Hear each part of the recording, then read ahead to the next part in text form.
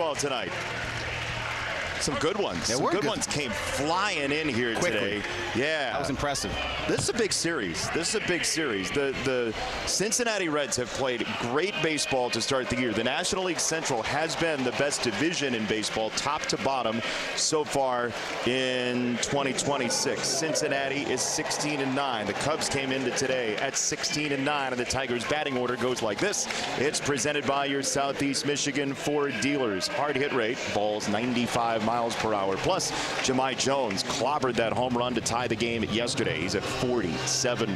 Dylan Dingler has been scalding the baseball, Riley Green, as well. And for Andrew Abbott, there have been some hard-hit baseball, specifically on the fastball this year, which is rather odd because he'd done very well with that pitch in his major league career. Yeah, he has, and his fastball has been getting, like you said, very hard. And one of the things you go, when you do the deep dive, you look at what's going on. There's a lot of pitches in the middle of the plate. He has been getting, he wants to go really up in the zone with it. He's got a high spin rate fastball, should carry well, but it hasn't. He's had a lot of pitches that have been right center cut, and when that happens, listen, this is the big leagues. You put a fastball in the middle of the plate, even at high velocity, it's going to get hit hard, and that's what's happened to Abbott this year. So it's going to be interesting to see Tiger, especially the right-handed Tiger bats, get him close to you. He wants to throw that change. He wants to use that first base side of the plate. He's going to give you something to hit. Just be ready for him when he comes in there. The Tigers have loaded up in right-handed bats today. Riley Green, Kevin McGonigal, the only lefties. We're about 10 minutes late, and the first pitch is ball one. Eric Backus is the plate umpire today as Jahmai Jones stands in with a pinch hit home run to tie the game late yesterday. And there's a foul ball for Jahmai. It's going to keep rolling away from the ball person. That's a tough play to start the game if you're the ball person. You know, not ready for it, late, got off the ball late. Sidewall too. Sidewall. Kick. A lot of stuff going on. Yeah, you got 10-minute delay, so you're not fresh. 1-1 is in there on a curveball to Jahmai Jones, who has 9 homers against lefties since the start of last year. He has put Garrett Crochet and Angel Serpa in his book so far this year. And that is strike 3 on a breaking ball. So early breaking stuff from Abbott gets him a strikeout, and we'll give you the defense behind him here for Cincinnati in this relatively small ballpark. Steer and Myers and Hines, Hayes and De La Cruz, McLean and Stewart. Tyler Stevenson has the plate today for Andrew Abbott, the 26-year-old out of the state of Virginia. Gleyber Torres has 18 walks. You know what's interesting with Gleyber, Bobby? A.J. Hinch got asked today about his start in the OPS in the 650 range, and he's like, look, rare is the day where you talk about Gleyber having to dig out of a hole. There's no doubt about it. He's been so good since he's had a Tiger uniform on. But it's not quite the same. He's done a fantastic job of working his walks and even having productive outs for this Tiger team. But the offense, the actual production isn't where he would like. But, you know, his track record says that there's still a lot of baseball, a lot of good productive offensive baseball left in him. You know, you think about him and you would picture him older because of how he plays, how long he's been around. He's not 30 yet. You're absolutely right about that. I mean, even the way he just walks around and carries himself, it's a very mature, very laid-back human, and that's how he plays on the field. And you think about him, maybe it's the beard, I don't know, maybe it's just the way he moves or whatever, but you really do. You think he's well into his 30s. He's not, though. That he'll take inside. And Gleyber Torres will end up at first base. So it's a one-out walk for Torres, and Kevin McGonigal will bat off of 4 straight games with a double for Kevin McGonigal. He is the first Tigers rookie to do that since Nick Castellanos 12 years ago.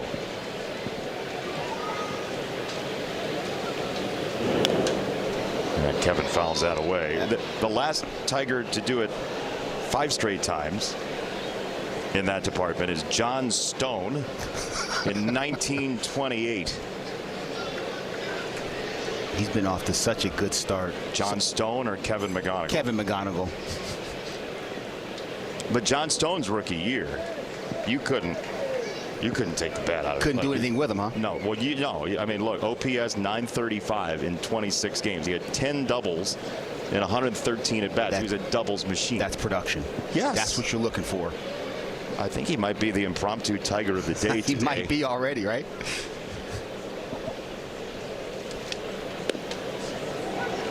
That's a strike called to McGonigal. Most impressive thing about him for you so far? His ability to catalog what pitchers are trying to do to him very early. He very rarely chases it at bad pitches, and if he does it once, he definitely doesn't do it again. When he sees certain shapes from these pitchers, most of these guys he's never seen before, he's able to put that in the catalog and have a good understanding of what the ball's doing and then what they're trying to do to him. And that's one of the things that really comes later in a hitter's development. But he's got it so early in his career. That's one of the reasons that you're so excited about what he's doing.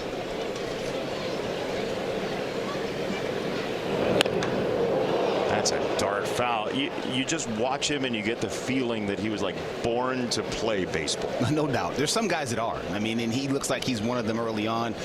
Nothing really phases him. He's very patient. He's very the pace at which he plays is impressive as well. He doesn't move too quickly. He doesn't do anything too fast. But he's just born to play this game.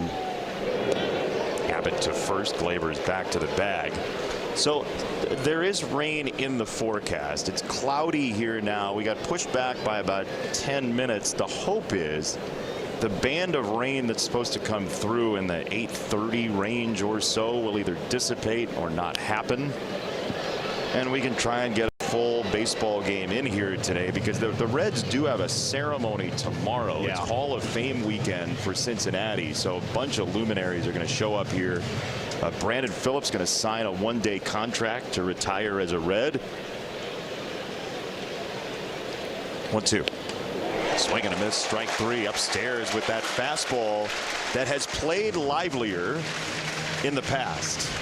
It has played lively. There's still a lot of properties you see right here on this replay. He goes upstairs. He saw a lot of breaking balls early on.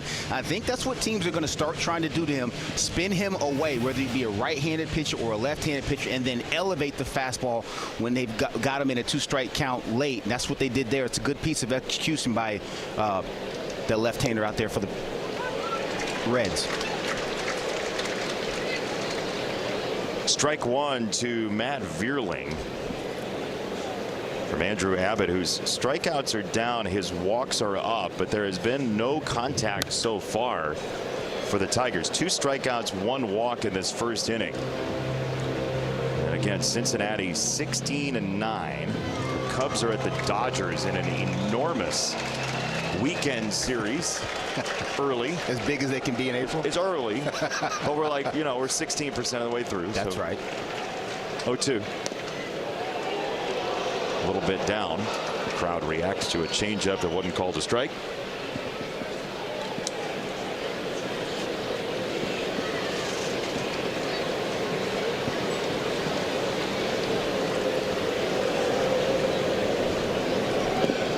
He buried one there. 2-2. Looking for Matt Vierling to continue to get going a little bit. He's a big piece of what the Tigers are going to do. This guy was a very good player for this team 2 years ago. 3-WAR player in 24. Just stop and start. Couldn't get going. Couldn't get right last year due to injuries. I think he's going to have a real impact on this team as we continue to move through the season. Off the mound to second base. That's kind of how his season has gone so far. McLean handles it. We'll play bottom one. Frombert's coming next. Vanguard. No score, bottom of the first inning here in Cincinnati, and this is weighted runs created plus league average is 100. As you would expect, some big numbers for the middle of the order, which has been the engine for the Cincinnati Reds. Ellie De La Cruz, you know about. Sal Stewart has been an absolute revelation in that 4 spot, the 22-year-old.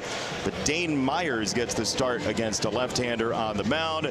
Tigers starting pitcher, presented by Wallside Windows, is Framber Valdez. So important to keep the ball on the ground here, Bobby. So important to keep the ball on the ground. And that's what Framber does. 63% is his career ground ball late. That's ridiculous. But it's down to 54, which is still elite with league average being 43. So look for him to get a lot of ground balls, especially to McGonigal at third, Baez at short. He does that. Tigers should have a good chance of getting deep in this game and winning.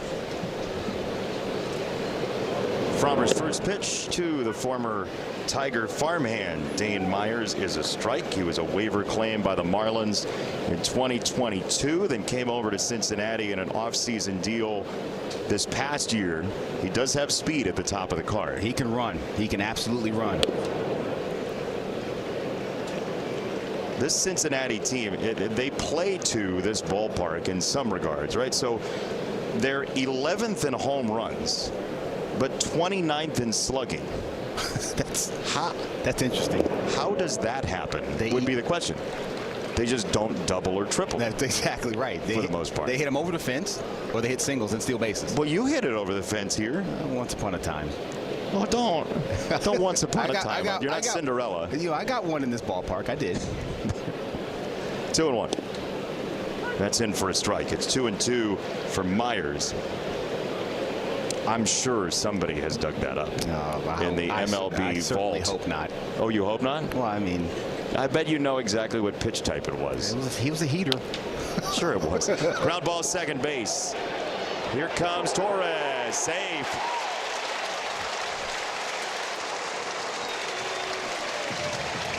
We told you Myers could run. How you lead with the play, pardon me. It is an infield single for Myers, and there's one on. Again, ground balls, that's going to happen. A lot of top balls off the bat of these Cincy players. You see Myers hustling down the line. And he makes it, beats the play out. Nothing you can do, nothing How You Lee could do right there at all.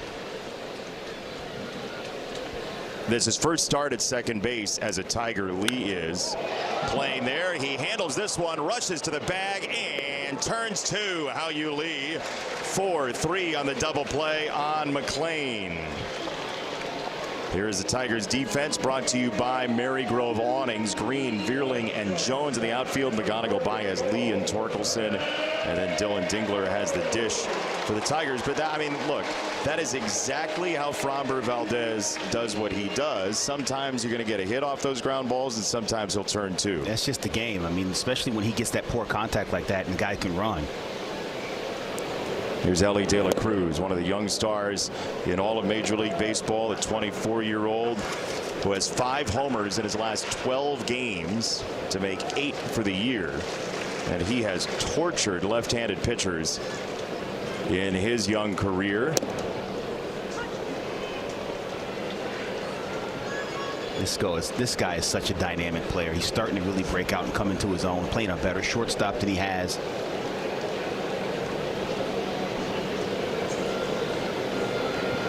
Got a whale of an arm over there as he'll take a curveball. You know, it's interesting. The league has, for the most part, liked throwing him off speed pitches. Yeah. If you're going to talk about the secondary pitch that they like to throw against him, it is off speed stuff. But Framber relies on that sinker curveball combo so much. Yeah, it is. And you know, when you first get to the big leagues, you got to prove you can hit a heater. Then they're going to start spinning you, and they're going to find those holes. Well, he's starting to close those holes up, both with the fastball and the off speed stuff, as he moves through.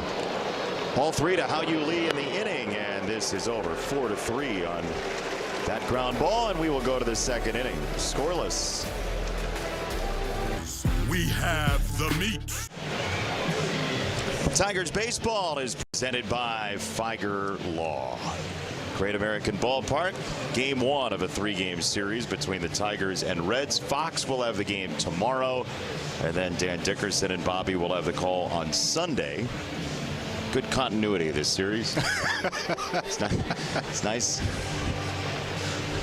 3 here, 3 in Atlanta. This is, though, a tough road trip for the Tigers. No doubt. Early in the year. Atlanta is 10 over. Cincinnati is 7 over starting play today as Dylan takes a strike. And both of those clubs good in their home ballpark. And that's a big deal. Like you said, this Cincinnati team built to play in this yard. Homers, a lot of singles and stolen bases. Framber threw so many ground balls in the bottom of the first. Abbott decided to throw a ground ball. That's right. On 0-1. Left-hander out of the state of Virginia, South Boston, Virginia. That's a ball and 2 strikes.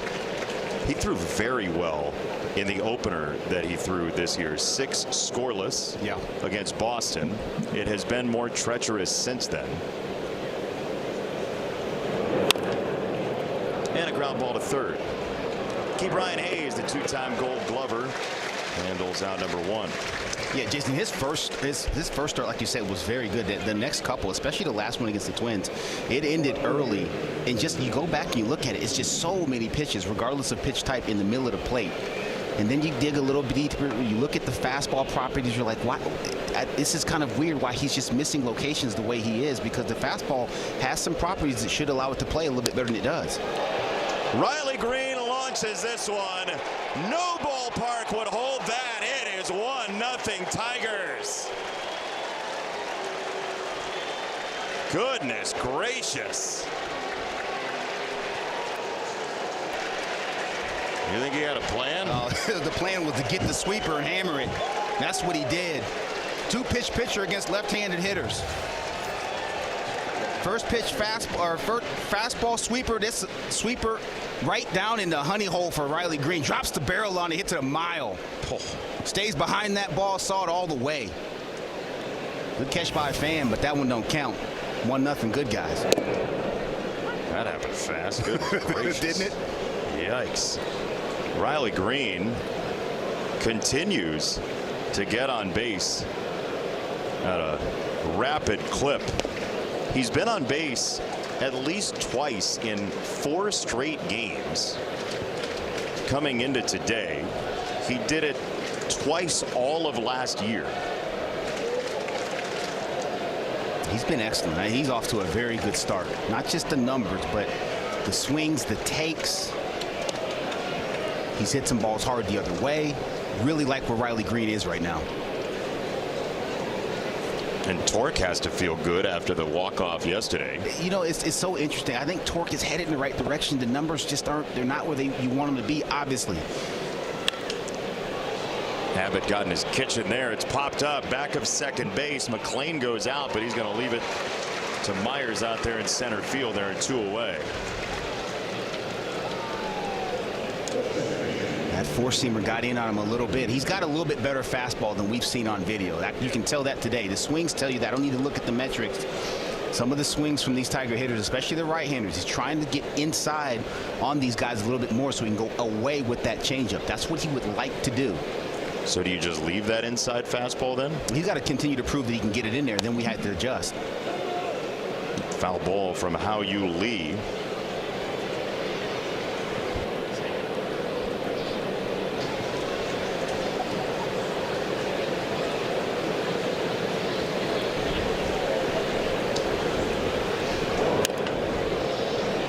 Ellie De La Cruz at shortstop to end the inning. Riley Green didn't have a whole lot of change in the meter.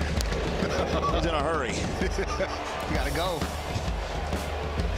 15 minutes or less to the parking spot, to the plate. 1-0. America drives Toyota. Let's go places. If the Tigers score 3 more runs in this game, you can visit a participating Arby's location tomorrow and receive a free small order of curly fries. Bottom of the second inning here at Great American Ballpark. Framber Valdez facing Sal Stewart, who has just been fantastic for Cincinnati this year. 22-year-old who was the 32nd overall pick 4 years ago. He had 5 homers in 18 games last year, and he has built on that to be a Rookie of the Year candidate. No doubt about it. When you're slugging the way he's slugging right now, he's a front runner in the house early. They got a bunch of them. They do. Around Major League Baseball. Yeah. I mean, this is a great moment to be a young player in this league. There's no question about it. I mean, these guys are coming in and they're ready. They're not afraid of the moment. It's not bigger than them. I think also too, the cultures within these clubhouses aren't as hard as rookies. They don't have to feel like they have to fit in and step on eggshells all the time. They can just go out there and ball, and that's a big part of it. We have an ABS challenge powered by T-Mobile. Let's see whether or not that's a strike or a ball to Sal Stewart. Here comes the answer. It's a ball. That was the shortest announcement by an umpire. Eric Baggett said it's a ball. That's it. That's what we got. That's what we got. That's all you need. 3-0 is now ball 4. Stewart takes a walk. He is 6 out of 6 in stolen bases, and Cincinnati as a team is 8th in Major League Baseball in steals this year. You don't always associate a guy who's been hitting as many home runs as Stewart has with the ability to run, but like you said, Jay, 6 out of 8, not afraid. You know, if Tito wants you to go, you're going to take off. Well, the other piece of it is too, right? I mean, you have a ground ball dispenser on the mound. Yeah. The easiest way to stay out of a double play is to send that guy. Get him going, yeah. They may take some chances where in some situations you may not want to run just for that reason, stay out of double plays. That ball's whacked to shortstop and knocked down by Baez. It stays on the infield.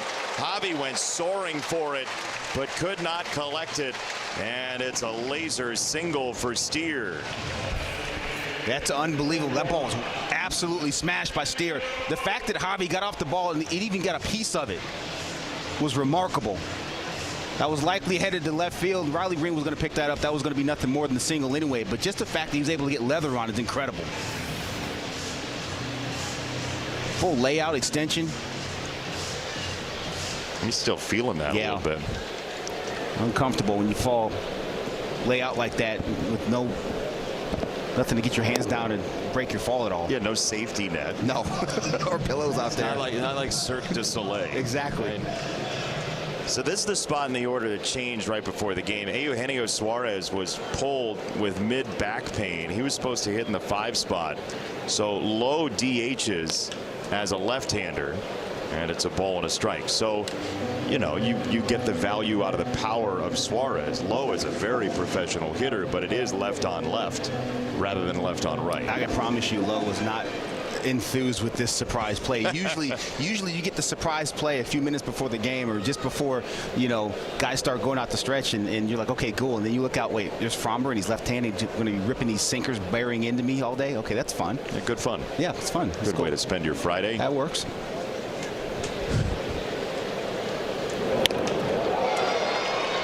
In the air center field, Veerling started back. Now he's in on it to make the catch. No tag from Stewart. And there's one away for Stevenson coming up. Now, normally in a situation like this, you're contractually obligated as a broadcaster to say that a double play would get you out of the inning. Stevenson hits the ball on the ground less than 29% of the time. How do you get him to do that? Getting him in the rocker is what you want to do. What I mean by that is not just pitching up and down, but front to back. You want to get guys to miss-hit the baseball. The best way to do it, speed them up, slow them down, speed them up, slow them down, and then just continue to alternate your speeds, whether it be with the changeup or with the sweeper or the curveball down. Huge lead for Stewart. Throw down to third. He is safe. It's a double steal. Man, he was taking that base the whole way. He had an enormous jump. Listen, he stole that one off Fromber and Hao-Yu Lee, who was holding him with the right-hander. Stevenson up. Hao-Yu Lee is trying to keep him close. And that was orchestrated very early. They had something on Fromber that was telling him, hey, we get in this situation, we're going to take off. Stevenson, from a standstill, you don't see that often. Usually when you steal third base, you get a little bit of momentum, but that was a standstill right there with a huge lead. Second and third here. Corners are in of the infield. We'll see if the middle crashes.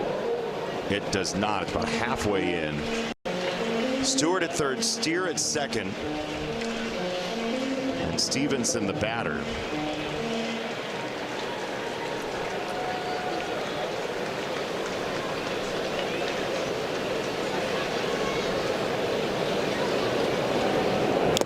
And while Stewart has picked his spots well in terms of base stealing, he is not the straight line speed maven that De La Cruz is. So on a ground ball to the corners, you're gonna have a play at home. No doubt about it, especially even on balls that are medium to softly hit, you may have an opportunity. Stewart gets those bags because he takes picks great opportunities to run. 1-2. Check swing. He went. That is strike 3 on a nasty curveball for the first strikeout for Fromber. Great time to get that first one.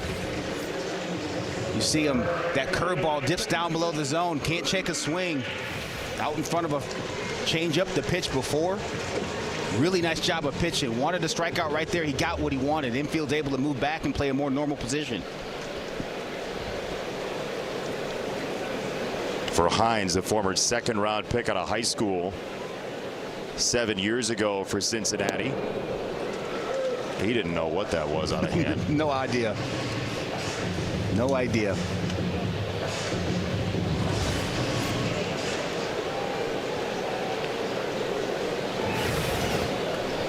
Don't blame him. 0-1. Now this is where Fromber, with a big strikeout for the second out, he has seen more contact so far this year. Yeah. So can he hunt one more strikeout and evacuate himself from this? He can't, because obviously he went up to that first pitch. There was a kind of a swing at nothing for Hines because he was expecting something else. You're playing that guessing game more often than not. The pitcher's going to win those games. And here it goes down below the zone again. Now you got options here.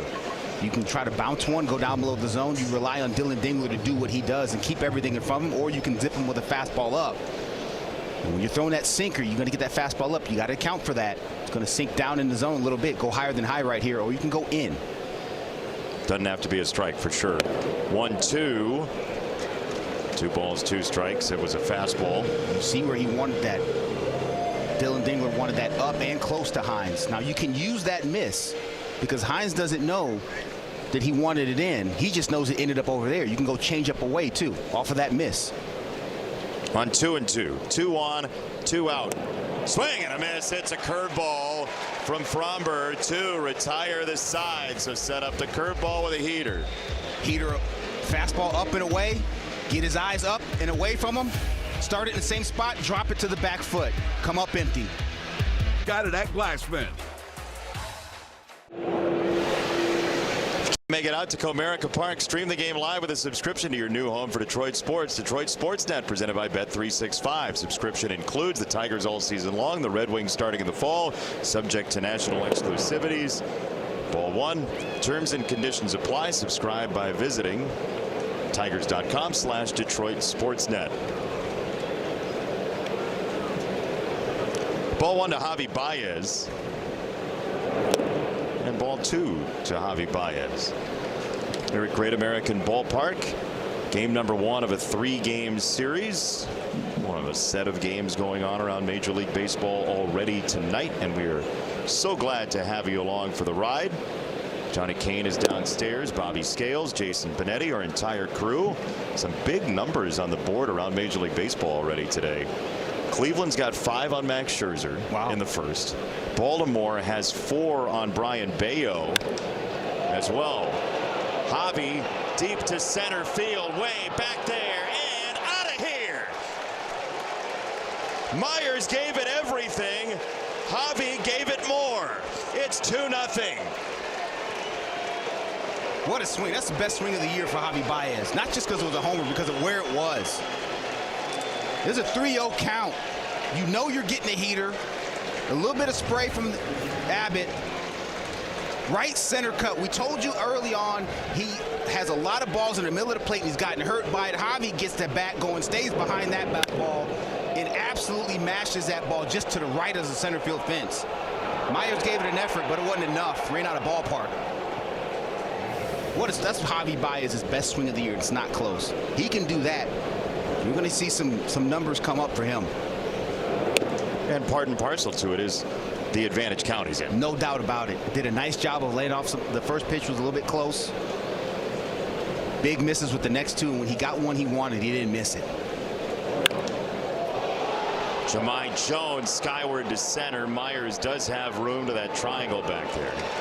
There's one away. What do you like most about this swing, Bobby? Well, he gets down on time, tight turn, just delivers that barrel to a middle fastball. He was on time, didn't try to do too much with it. He didn't try to hit it 9 miles to the pull side. He tried to hit it hard in the middle of the field. And when you do that, good things happen. You're going to catch a few of those balls out front. You're going to catch them a little bit late, hit them to right field. But when you stay hard in the middle of the field, you got a chance to cover a lot of different pitch types and velocities, and Javi executed to perfection right there. He's been through the ringer the last couple days, by the way. That diving play he had in the bottom of the second inning. He had the lengthy run from first to second and back to first and back to second on the foul balls from McGonigal on Wednesday night. And then he ended up scoring from first on the double. Are you back and forth? Well, I asked him if he was still tired from the McGonigal at bat. He said, yeah. So that's a lot, though. He knows better than anybody in a Tigers uniform how much of a treat it is to have it be 70 degrees in Cincinnati, though. No doubt about Instead of 152. It can get hot in this Central. You played in this division. This ballpark, St. Louis, my goodness, it can get really scorching hot sitting right here on the river, too. Well, look, with the home runs and the heat, I think Adam Wainwright said it best, formerly of the St. Louis Cardinals. He said this place is of the devil. Waino was over it. You know, pitchers do say that in this ballpark for sure. 3-2 is inside. Gleyber Torres has his second walk in as many trips to the plate. Waino said there was a curse on this place when he was pitching for St. Louis. Well, you know, again, he's a pitcher. He should. I think it's a fantastic place to hit. No, you thought it was Disney I thought World. It was wonderful.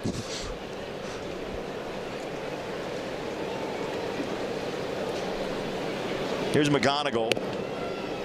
And he'll take a strike. Here it is from Waino. I gave up too many extra base hits, but that's because this place is from the devil. Not only just a curse, a deadly curse. I'm gonna respectfully disagree with Mr. Wayne right here. I know. This is a great place to hit. 0-1 to McGonigal, and this is launched down the left field side and arching foul. I wonder why Bobby Scales would think it's Chevrolet's strongest player on the WGN Sports HD channel. Look at you. Don't look at the line on the board there. Just pay attention to that. That's not a cheapie now. No, that's second. That's off the facing of the second deck. I got that ball. Who was it off of? Matt Maloney. Matt Maloney. I think it was his major league debut, if I'm not mistaken. He's not going in the Reds Hall of Fame, but that's okay. That's neither here nor there.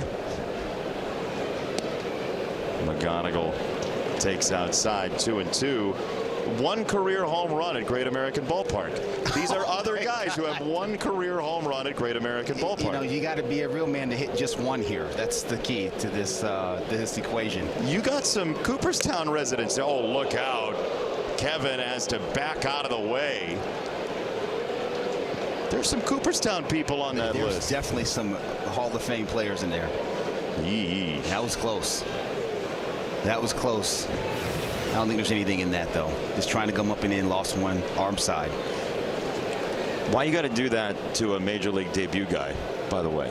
But just so you can get on this list? Nothing personal, just business, man. It's like J.R. Ritchie for the Braves. His first pitch, he gave up a homer to James Wood. Yeah.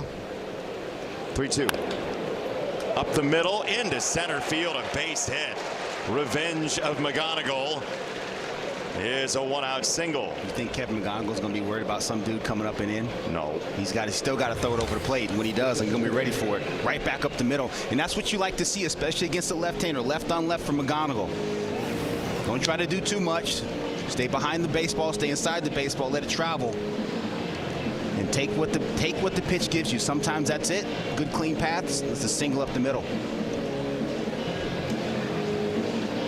Just to give the people at home, because this isn't virtual reality here, you can't feel what it's like to get buzzed up and in. Yeah. But to be able to do what he just did on the next pitch requires what? You can't be afraid of it. And realistically, there's an inherent trust that you have with the guy that you're trying to beat, that he's not going to hit you in the head again. And you can't be afraid of getting hit by the baseball. You can't be afraid of getting hit up high. I mean, it sounds silly to say that, but that's just kind of how these guys are wired to make it to this level. Here's Matt Vierling, who takes a curveball for a strike.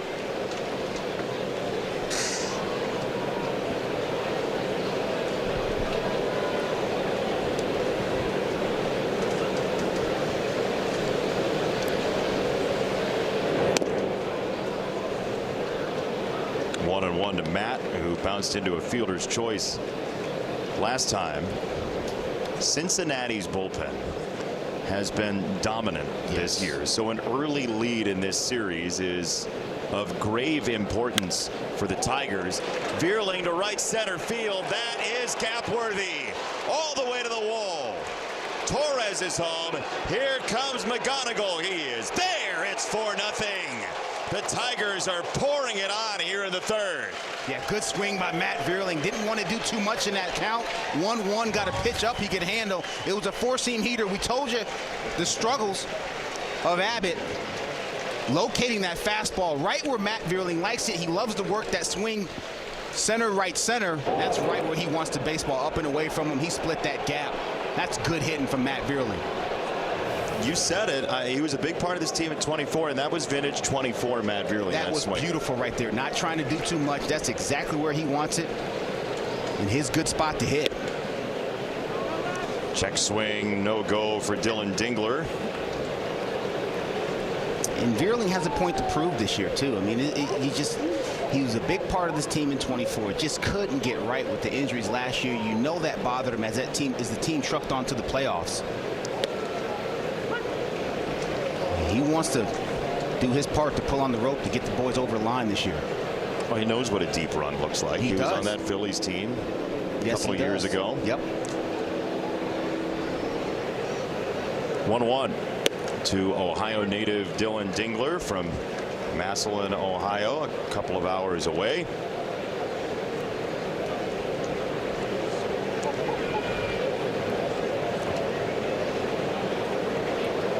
One and two.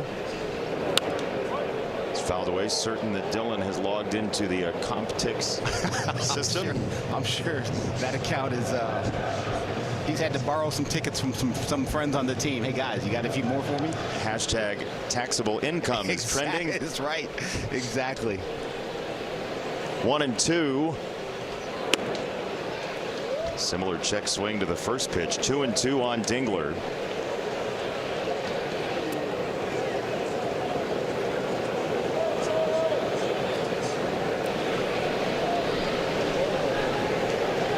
Vierling at second. Again, with Cincinnati's bullpen being so successful, the best relief corps ERA in Major League Baseball, combine that with how small this ballpark plays. A big lead isn't a safe lead, but it's as safe as you can be. No doubt about it. I mean, you're right. This ballpark plays real small. You can get back in games in a hurry. But again, talking about Frommer's pitch count's in a good spot right now. He's throwing the ball pretty well. If he can continue to get balls on the ground, obviously those don't leave the yard. It makes a comeback less probable. But again, you got to keep pouring it on offensively in this yard. 2 and 2. That's a changeup that Dingler couldn't get to, and it's the third strikeout for Abbott. So Riley Green will bat with 2 out and 1 on. StatCast 3D powered by Google Cloud. Riley Green 405 feet to right center field on the opening pitch of the sequence. That's a long way. He was waiting for that breaking ball. He got to get me over and got it over the fence. And he was not going to get that same pitch. No. He would have No thrown chance. him a knuckleball before he threw him that curveball. He'd have made one up all of a sudden out there.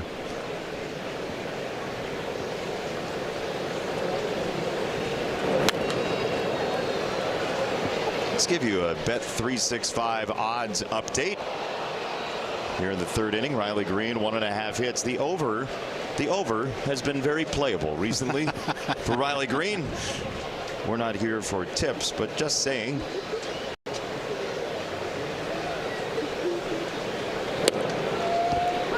1 and 2.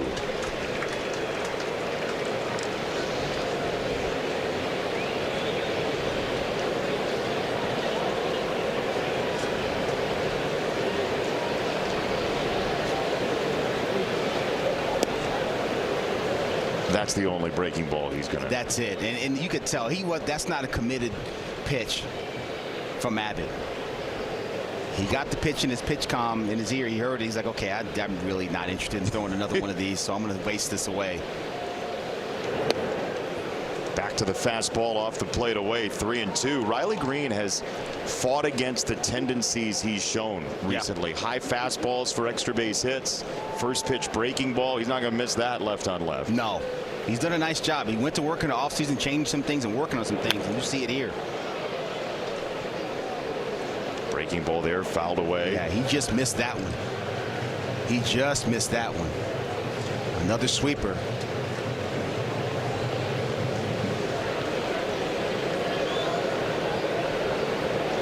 Long inning for Abbott.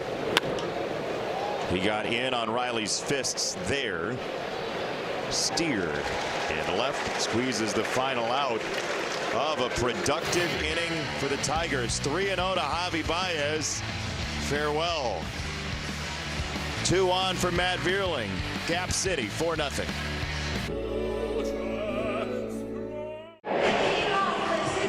All right, back at the Great American Ballpark, and a lot of great Tigers fans have made the trip, including Kyle O'Brien and about 10 of his good buddies here from the great state of Michigan celebrating a bachelor party. How's it going so far? How's the bachelor party weekend? It's been fantastic. We've all been just hanging out, having fun together, hitting the town. We went golfing today. It was great. We're just all hanging out, having a good time together, just enjoying each other's company. So how did Cincinnati, how did coming to the ballpark, how'd that come about? The main reason was the Tigers in town. So we came in because the Tigers were in town, and it's just a great city to be in. I've had a lot of fun coming in and just hanging out with everybody. You know, a lot of good city life and hanging out and everything all like that. Yeah, it's incredible. I know you live in Troy. A lot of the guys live in Troy, not too far from where I live, in Royal Oak. Have you gotten, so you're getting married to Hannah in June. Have you gotten any good marriage advice that you can think of?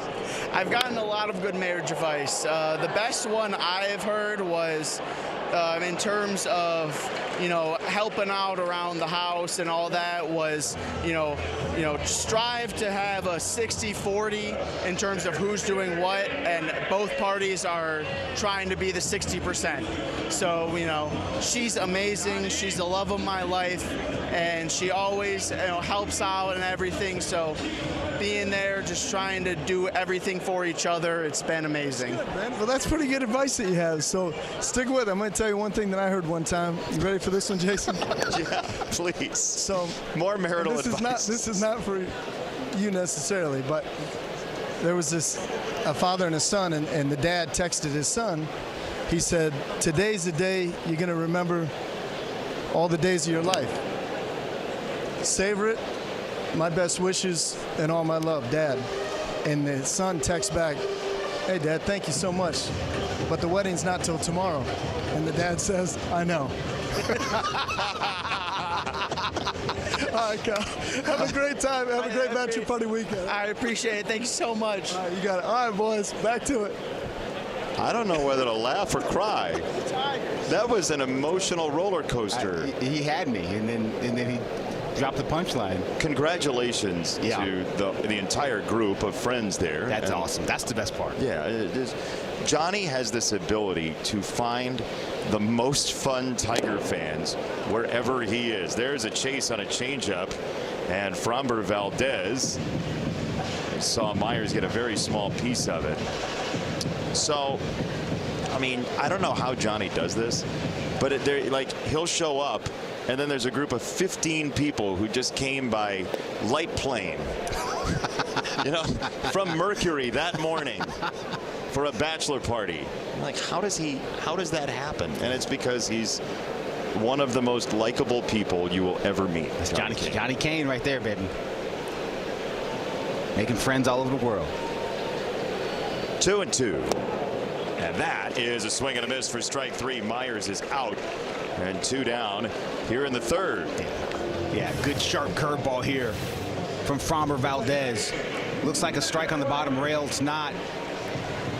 Just good line and bite to it, and doesn't pop out of the top of his hand so you can recognize it. Looks like a changeup, and then it just bends down and in towards the right-handed hitter. Misses over the plate, and that's a big deal. When you can get that chase down over the plate, it means it looked like a strike early on.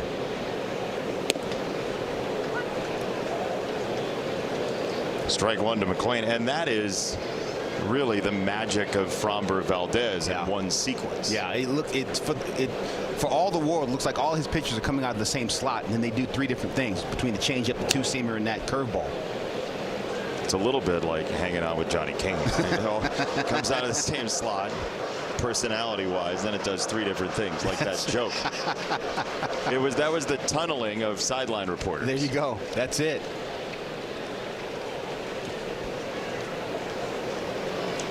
Oh, and 2. A little piece of it, but there has been a lack so far of solid contact from Cincinnati against Fromber today. And that's what he does. He does. Even when you hit it, you don't hit it hard.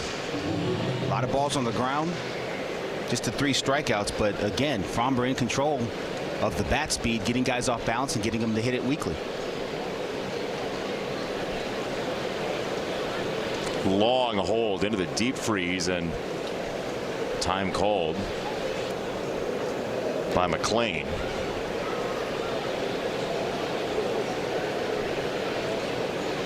Oh, and 2 coming. McLean lost all of 2 years ago with a shoulder issue. He came back from that, but wasn't exactly right last year. No, I think he's still fighting it a little bit. There's some stuff, you know, and who knows, he's certainly not going to make any excuses for it, but he got off to a really good start, and that shoulder injury was significant. Missed the majority of last year, like you said, and just hasn't been the same guy. There's signs, you talk to folks around the Reds, there's signs they feel like he's beginning to come out of it a little bit, but just hasn't been that same guy. 23 was his rookie year. He missed all of 24, as you said, a chunk of 25 as well. He'll have to sidestep that changeup. 3-2 on McLean.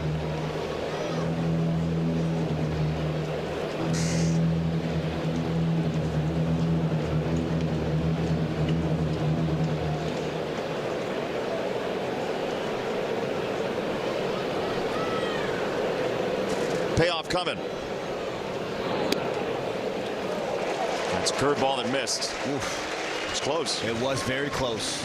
Cartoon box says it was away.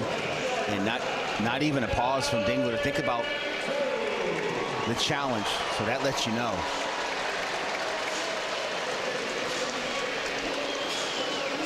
Ellie De La Cruz stepping in. He's going to battle him now.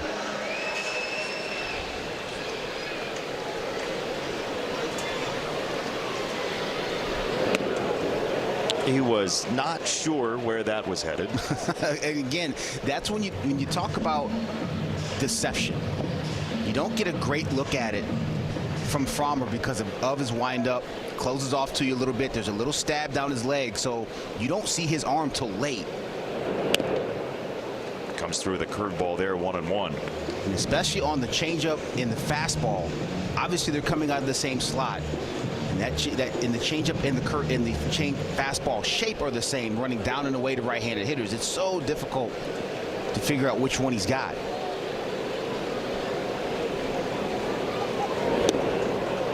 And you see that reaction on the curveball because of that sinker that started the sequence in part. 100%. And that he changed the shape on that one. That was a little bit flatter curveball. He doesn't throw a sweeper per se, but that one didn't have the depth that some of his curveballs do. Fromber's able to manipulate the baseball like that and change speeds, add a little to the curveball, change the shape a little bit more down, take a little off, make it a little bit wider and flatter. He'll throw to first, which makes it multiple different breaking pitches. No, yes, and that is difficult to account for. One thing you want to know as a hitter, I want to know his best fastball, I want to know the movement on it, and I want to know the breaking ball and what it does. But when you've got a couple and you can vary the speed and the shape of it, makes it more difficult to account for. 2-2 on De La Cruz, who had 67 steals 2 years ago.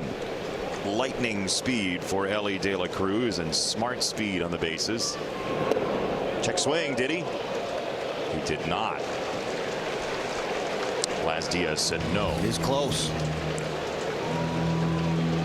Ooh, that was close from there. Yeah, that's a weird one. I think that was. I think he went much more than it looked like. Yes, I would agree with that. 3-2 from Fromber.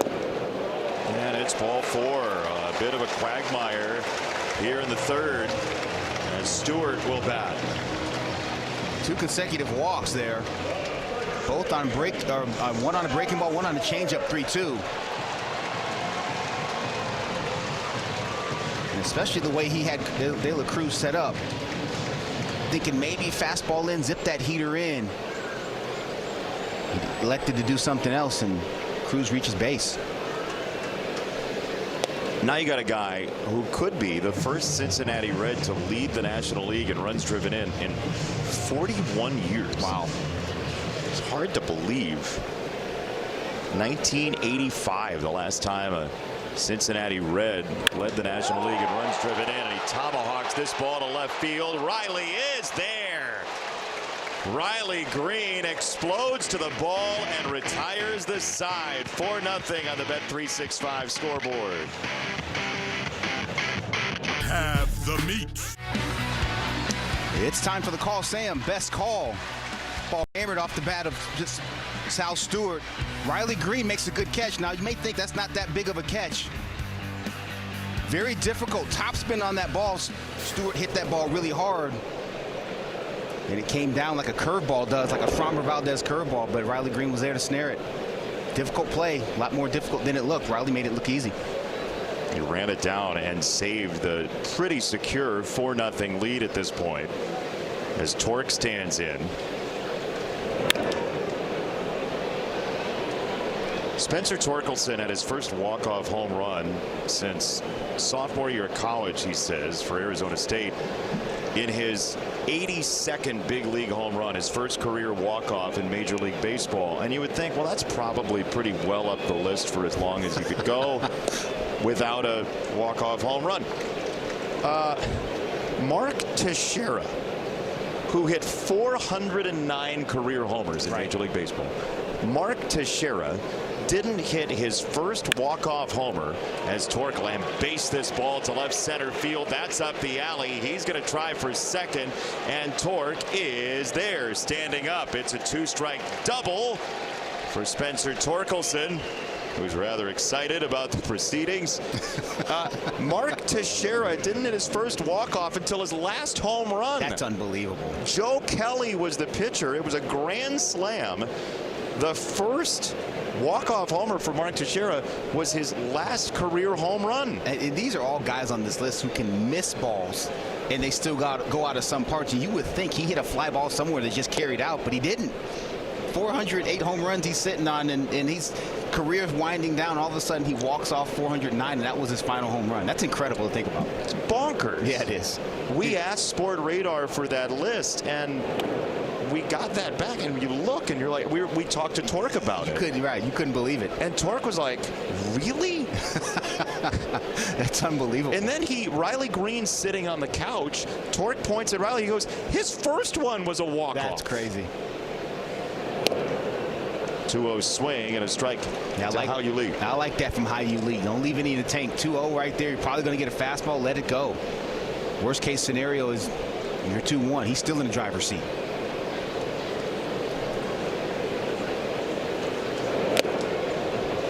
Behind that fastball, 2-2. Cincinnati's bullpen is already starting. Kyle Nicholas, the hard-throwing right-hander, is getting loose. You could put yourself, if you're the Tigers, in a good position for this series. Yes. Cincinnati did have the advantage of an off day yesterday, so their bullpen is in better shape as we woke up today. You can neutralize that off day advantage by getting in and dipping into that bullpen in game one. No doubt about it. You can get in there early. It's a good bullpen, very low bullpen ERA with a bunch of hard throwers. But if you can get two things: one, if you can get good looks at these guys in game one of these series, and also two, if you can get them in where these guys have to make multiple appearances in this series, you'll be in a great situation at the end of game two and hopefully into game three.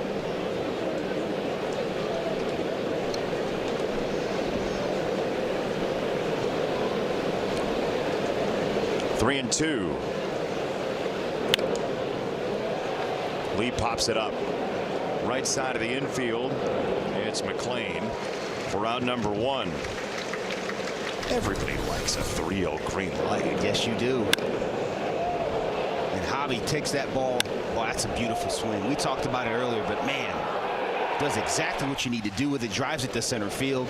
A lot of times, especially young hitters too. And Hobby's been around the block a little bit, but young hitters will get happy. You'll get on 3-0. Next thing you know, you're hitting a 2-hop ground ball to third because you get a little excited. No way. Javi's second career 3-0 homer. They both come against Cincinnati. That's shocking, too. That was right at the beginning of that weird 2020 season. Yeah. Right after summer camp. 0-1.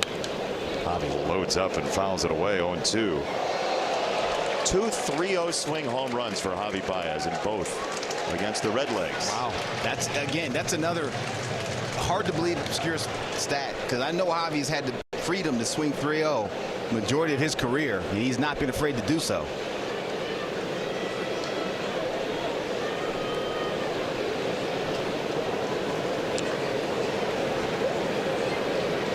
Kevin Youkilis, I think, told us years ago that he never swung 3-0. He's the Greek god of walks. That's true. Why would you? It's true. It was a check swing, and he did go. Las Diaz says strike 3. Javi doesn't agree. See, I still feel like Ellie De La Cruz went further than that. Well, that's why they're testing out in the minor leagues. Yeah. The technological advancement of check swing strikes by essentially the same type of technology that gets us replay reviews on ball strike. Right. You know, we'll see. I mean, a lot of people didn't think this day was coming where you had, you know, ABS, the challenge system, or full ABS at all. You're lukewarm on the check swing thing. I'm lukewarm on the check swing thing. I'm much more. I am okay with the ABS. I'm okay with the amount of challenges. I think they struck the balance properly. It took them 5 or 6 years to get it right. They did different iterations of it and tested it all over the minor league. So that's smoked into center field. It's a base hit. Jahmai Jones, and run number 5. Torque scores. Jahmai comes through, and the Tigers by a nickel in the Queen City of Ohio. Another fastball middle from Abbott, and these guys are not missing. We talked about a few years ago how the Tigers have to get better at dominating the fastball. They are dominating the fastball from Andrew Abbott today. He's leaving a lot of them in the middle of the plate. And the Tigers are not missing them. Singles, doubles, homers. You've seen it on the fastball, doing a great job of taking advantage of pitches that are right in the heart.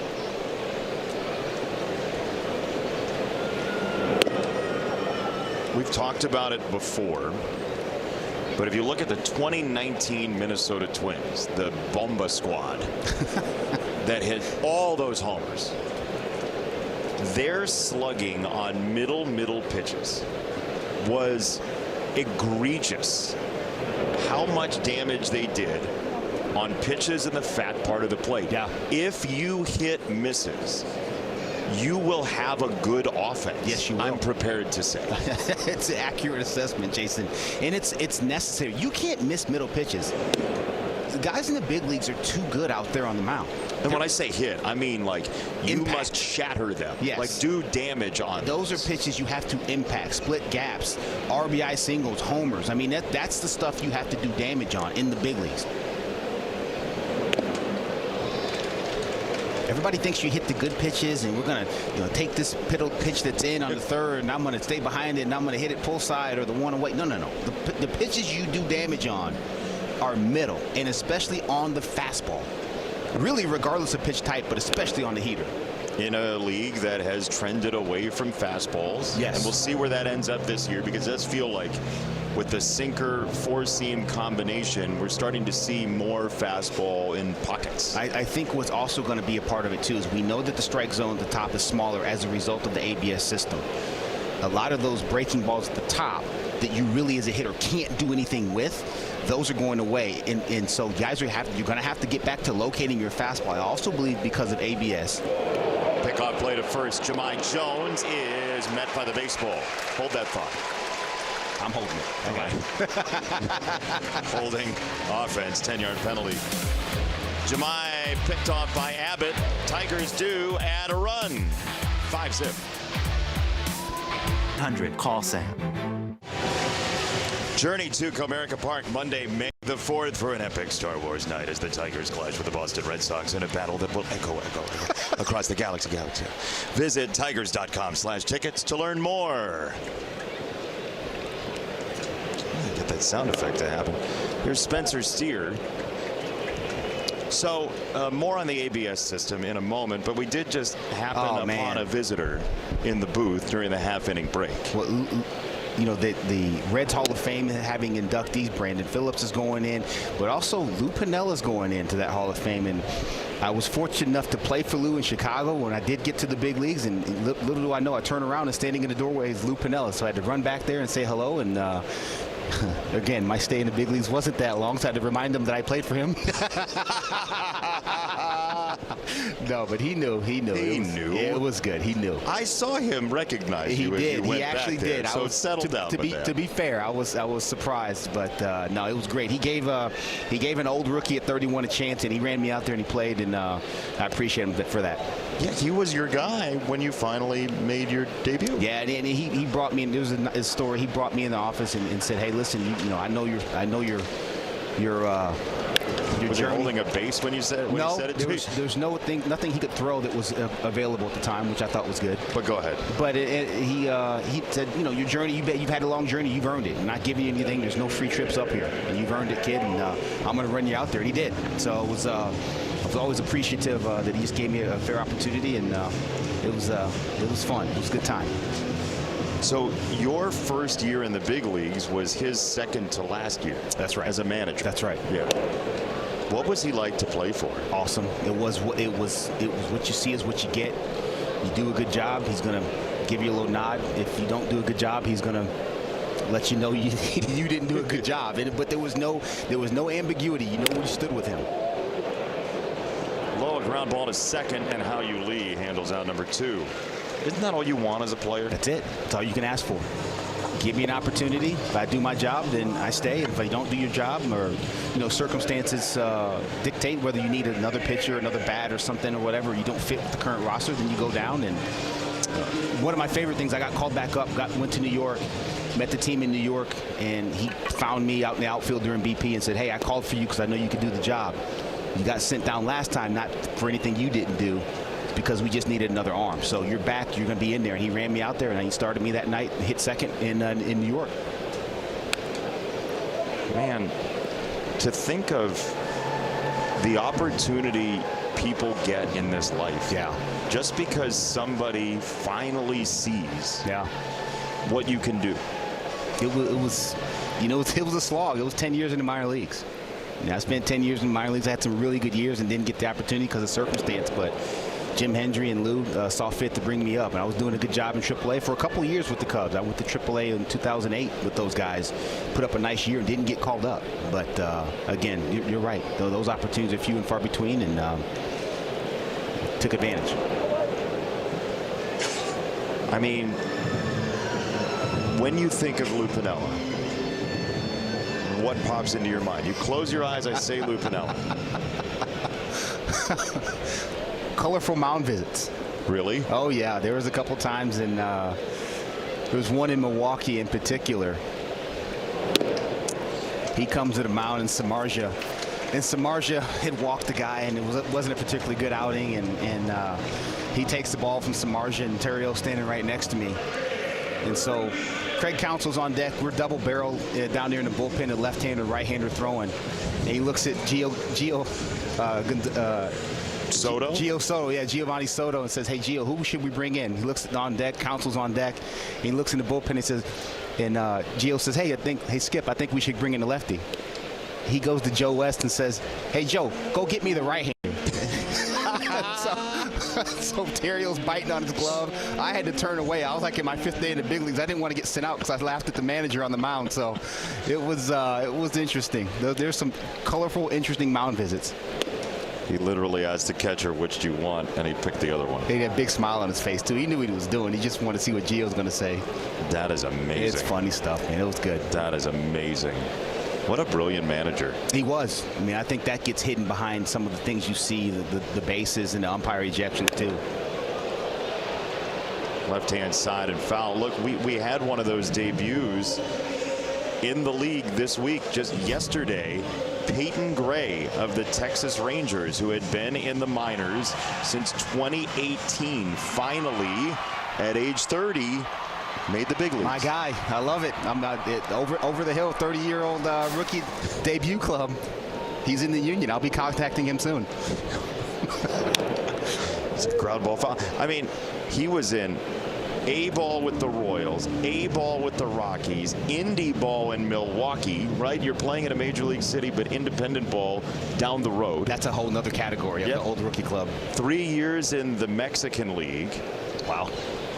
Double-A with the Rangers, Triple-A with the Rangers, and then now this year makes his major league debut just past 30. Good for him.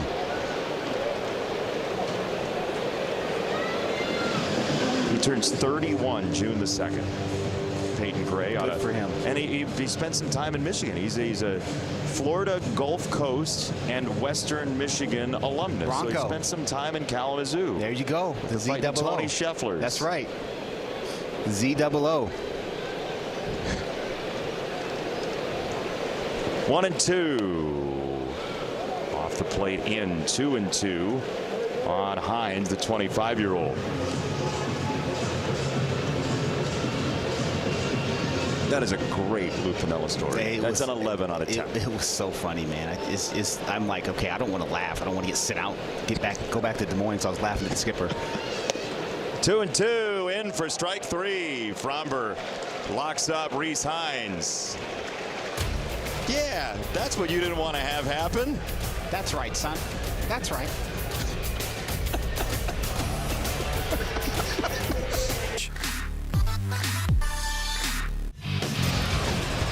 Here comes our Comerica Bank game summary. Tigers just pounding fastballs all over the place. We talked about the damage that has to get done middle. You throw it in the middle of the plate, it's a heater in the big league, just got to get punished, and the Tigers were all over it today. Veerling opposite field gap, Javi went home run. Jahmai Jones in the middle of the field. That's what you want to see from big league hitters, getting fastballs in the middle of the plate. You got to let them know he cannot come in there and get unharmed. You are such a pro at that Comerica read. It's like you've been doing it on radio. Well, we got one of those over there. Yeah, you do. Kyle Nicholas, the new pitcher, just 4 innings for Abbott. It's our Wolfside Windows pitching change, and Nicholas will face 2, 3, and 4 in the order, and hopefully the 5 spot in the order, because he and Dylan Dingler were best friends growing up. Oh boy. Massillon Jackson High School. They've known each other for a long time. They won state titles in baseball and basketball together. They played youth baseball as well, so that's 4th in the innings.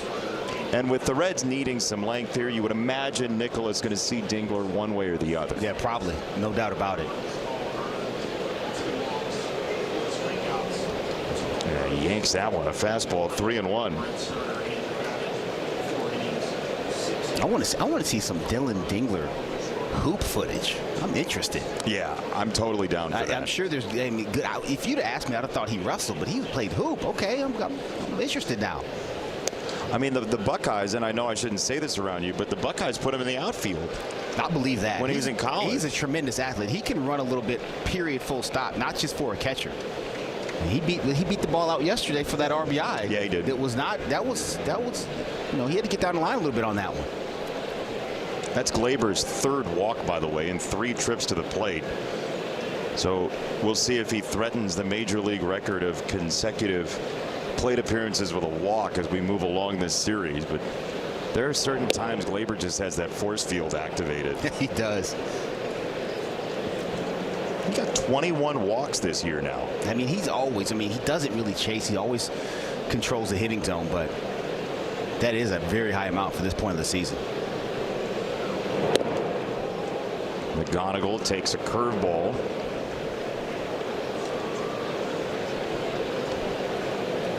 So the league leader in walks. This is a lot. Nick Kurtz has 27 for AF. With the damage Nick Kurtz did last year, I'm not altogether surprised by that. People are not trying to give him anything to hit. No, and Mike Trout's got 25 of them. James Wood 23, and then Murakami of the White Sox. I am surprised by James Wood, but I mean, again, young hitter. And Murakami not so much, because he's going to chase. He's kind of a 3 true outcome guy. He really is. He's going to hit homers. He's going to punch a lot, and he's going to walk his share because guys are dancing around the zone. So, you know, he's an interesting guy too. We're going to get a good look at him being in the Central, but he's an interesting guy on that list. Yeah, we'll see the White Sox in May. Murakami just had that run of 5 straight games with a homer as McGonigal is playing dodgeball in there. All we need is Rip Torn to show up.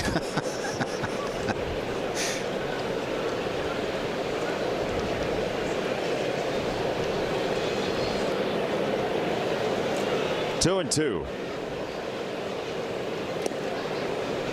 That's in again on one of those breaking balls you're talking about. 3-2 on McGonigal. Veerling is next, scheduled. The Tigers up 5-0. You would imagine the pinch hitters wouldn't flow as quickly, but we'll see. 3-2, and that is ball 4. 2 on, nobody out, and here's a message from Tiger Law. If you've been injured in a motorcycle crash, make Tiger Law your first call. Tiger Law. All we do is win. All we do is win. 2 on, nobody out. Derek Johnson, the pitching coach, takes a walk out to the mound for Cincinnati. 2 walks in the inning. Veerling will bat, then Dingler, as the Tigers try to take this opener after a 10-2 start at home. Yeah. And home and road, you know, like sometimes that's just noise. But also the Comerica Park crowd has been lively. You can see the energy that this team builds off of. The road thing's another question, though. So it's funny. I think it can be both. And what I mean by that is I do think this team plays better at home. The crowd, just the impact of being in that ballpark. The road thing, I think, is a little noise right now. If this were a young team, Jason, I would say, okay, there might be something in it on the road for whatever reason. I don't. These guys have experience. I mean, obviously McGonigal's a rookie, but these guys have experience, and they have experience together with this coaching staff. There's nothing really new to the equation of going on the road in the big leagues. So I think there's a little noise in that. They're going to get back to playing at the level on the road that they're accustomed to. Feels like it. I think so. I definitely think so. And some of it's scheduled too. Sure. It's just, and Minnesota, like being in Stockholm, that series. Yeah. It's 4 games, and you look, and you're like, well, I got all 10 of my fingers and all 10 of my toes. That's a win. Let's get out of Dodge. Sweeps, whatever, but all the digits are here. That's fine. They still work properly. Most of them. 1-1. Don't want to speak for all of them. 2-1. To Matty V, who doubled in 2 in the 3rd.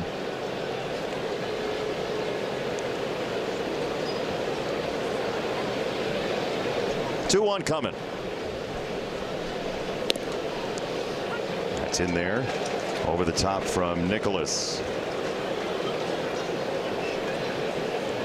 It's our CNL Ward on deck hitter, Dylan Dingler. Very good friend of Kyle Nicholas. That at bat is on the way, and his friend is kind of stewing in it after back-to-back walks.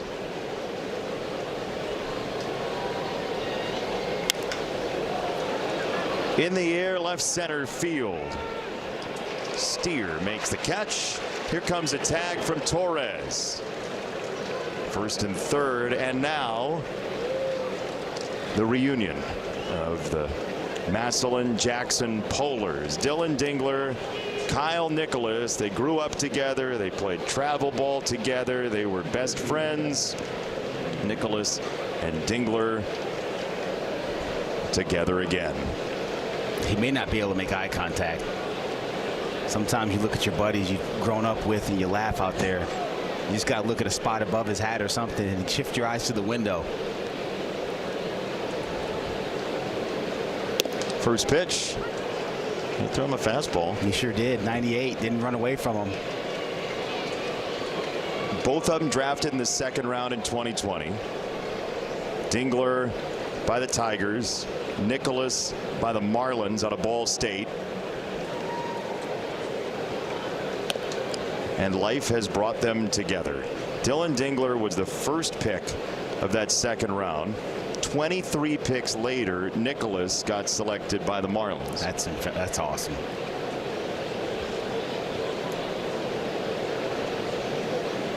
One and one. Dylan takes inside. No reaction. Dylan Dylan has that ability to kind of just put the emotion away. He's so steady all the time. He's the same guy. It's amazing. I think that's one of the reasons he's really, really good behind the plate and is able to balance the offensive side of it too. Finally spun him a slider off the plate away, 2-2.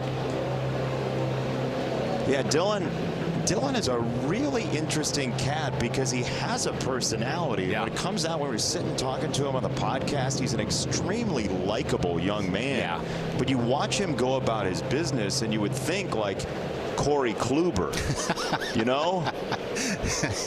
Listen, he's a serious dude. You look at him from afar, you up on him. He's a big dude. He's very serious. And then, like you said, you start talking to him, and his personality comes out. He's a joy to be around. And to be fair, Corey Kluber has a great personality, too. Yeah. He doesn't show it on the field. That's right. 2-2. And a throw to first on McGonigal, who squealed the brakes. He started moving from first, then ripped back to the bag and got back there safely. 3-2. McGonigal had a decent jump, and he shut it down. It was a good job of redirecting that throw by Stevenson to first base. I mean, Nicholas went down to try to avoid a possible throw to second. There's no guarantee Stevenson's going to throw through even. I agree. 3-2. Kevin runs, and it's a foul ball. So just like they did in the backyard with the wiffle bats. No doubt about it. Long sequence. Late dusk. You can barely see the ball. But you have all this history. Like, you know what he likes to throw. You know what he likes to eat, what he likes to play, video games. Like, you know what movies he hates. In all seriousness, that's where Dingler has to kind of shut his mind off and stop thinking, because he, you know, as a catcher, but also two, as a guy who knows what he likes to throw. You can dome yourself a little bit here. Just see it and hit it. He fouls it away on the slider. You imagine how many television sets and iPads and phones from that community are watching this and thinking like, oh, you remember that time back in 4th grade? That's fantastic. All the guys who said they struck Dylan out when they were when they were kids. 3-2. Dingler hits it high in the air, first base side, foul ground. Now this becomes a total stalemate and a marathon. It's going to be a 9th pitch between these two very close friends. There are texts flying right now in that little friend group from back in the day in Massillon, for sure. You know they're calling pitches. Oh yeah, absolutely. 3-2. On the ground, back to him. Nicholas goes to second. Double play. Nicholas gets off the mound against his friend. Is our fight. We told you how important it is for Fromber to keep the ball out of the air. Well, he's throwing these balls at the bottom of the zone. Some of them are sinking below. He's getting some swing and miss, some check swings.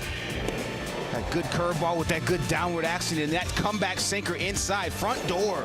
You can't do anything with that. No shot, and that's why Fromber's in control of this thing right now. Done a great job getting some swing and miss, getting some weak contact today. 3 strikeouts on the curveball. He's sprinkled in the changeup.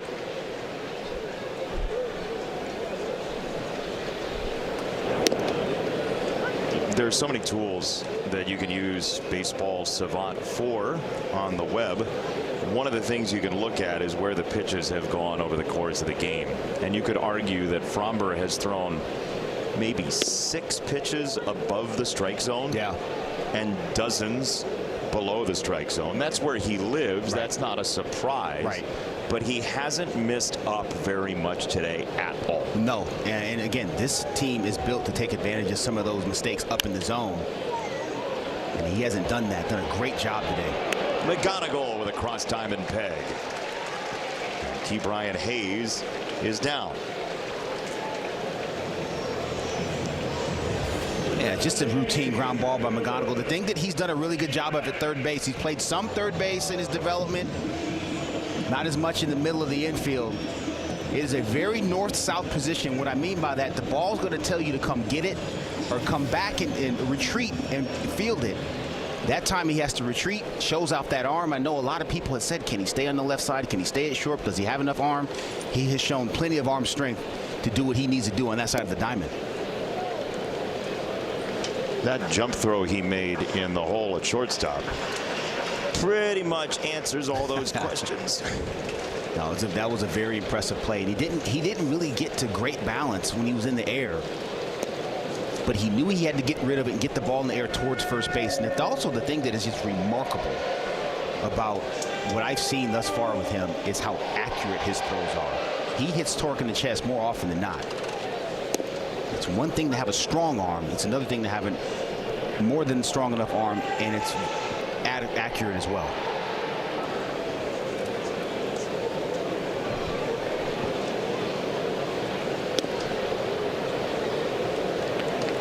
Look, Kevin McGonigal's addition will not be the last addition to this club. No. As the years go by in terms of athletic position players. As Fromber has thrown 5 walks tonight, which is rather arresting, but given up 2 hits. He's had some traffic, that's for sure, but he's been able to get ground balls to get out of these innings or make pitches to punch guys out in key spots like he did back in the second. Matt McClain is the rare double first-round pick out of high school, 25th. Wow. To the Diamondbacks. Decided to go to UCLA. Not a bad choice. No, good school. You might have heard of it. Big Ten school. Big Ten school. I love joking with AJ Hinch about him being an ACC legend out of Stanford. He hates it. Not that he dislikes the ACC, just the look could kill. But I mean, the whole conference went away. I'd be mad if my conference just ceased to exist as well. No, I did the last Pac-12 basketball tournament. And it felt so weird. Yeah. Oh, it's just weird. And you know, good for the ACC for finding a home for those teams, and good for the Big Ten and all that. But like, it's not right. Not the same. Weird. It is weird. It is odd.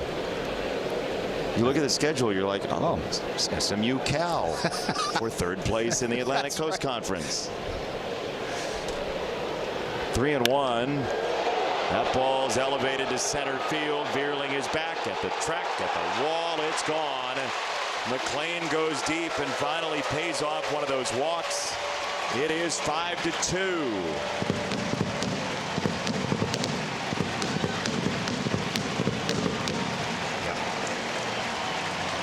You said it. There are signs that Matt McClain is finding it again. Yeah, listen, this guy was a really good player 3 years ago. And again, we talked about what happens to fastballs middle of the zone in the big leagues. That was just a sinker that was up over the outer third. McClain got the barrel to it, didn't miss it. And to your point, there's a shelf life on walking this many guys and getting away with it. He's been down. We just showed you how effective he's been at not missing up today during the game. That was one of the first pitches he's gotten up, and Matt McClain made him pay. 2 challengeable pitches in that sequence that could have flipped the count. Instead, it's a 2-run homer. And so it's 5-2. In this ballpark, this is a small lead as Fromber will take aim at Ellie De La Cruz. Cincinnati has its 28th home run as a group, nearing the top 10 in Major League Baseball. Strike on De La Cruz.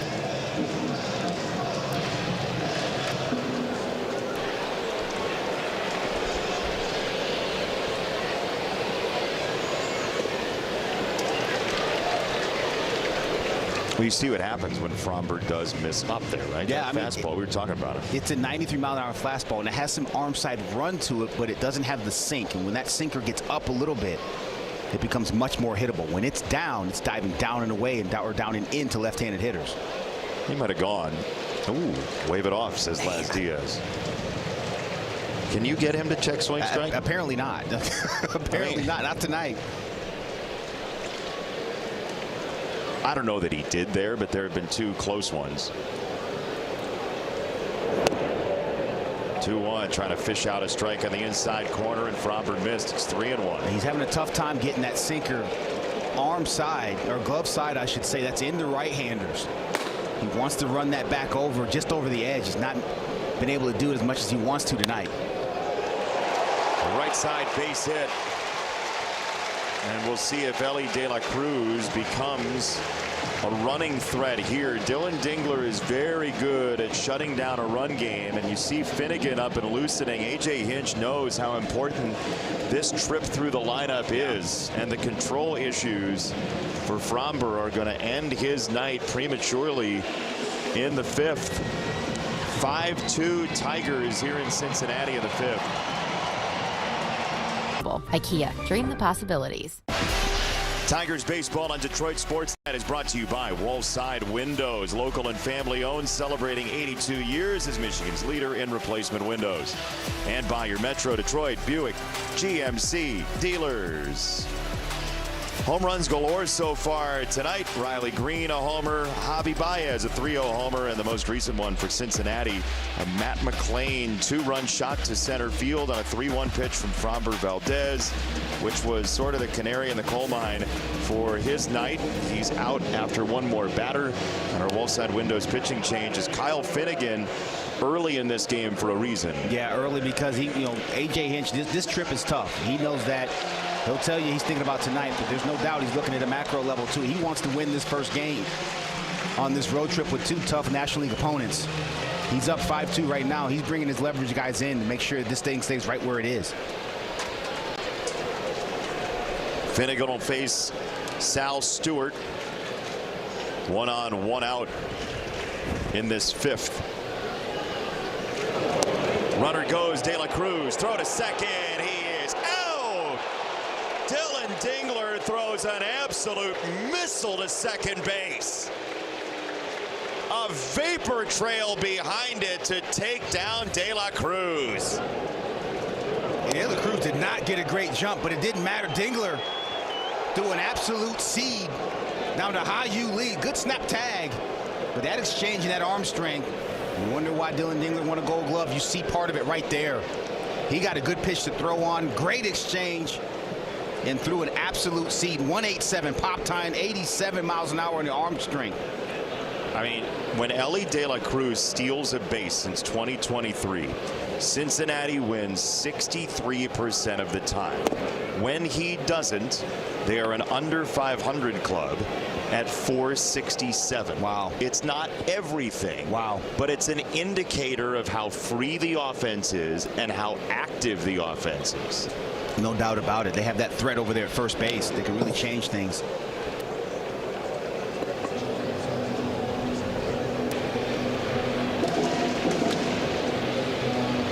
We need a pitch comm that's molded to the ear, by the way. Here's the jump for Elly De La Cruz. You see that little false step with that right foot. Didn't get it. It wasn't a great jump. It was pretty good. But Dylan Dingler just erased it with that throw.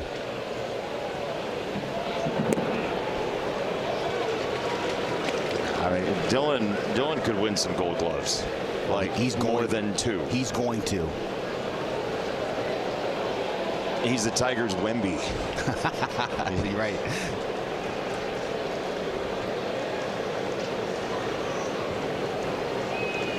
Three and 1 to Stewart.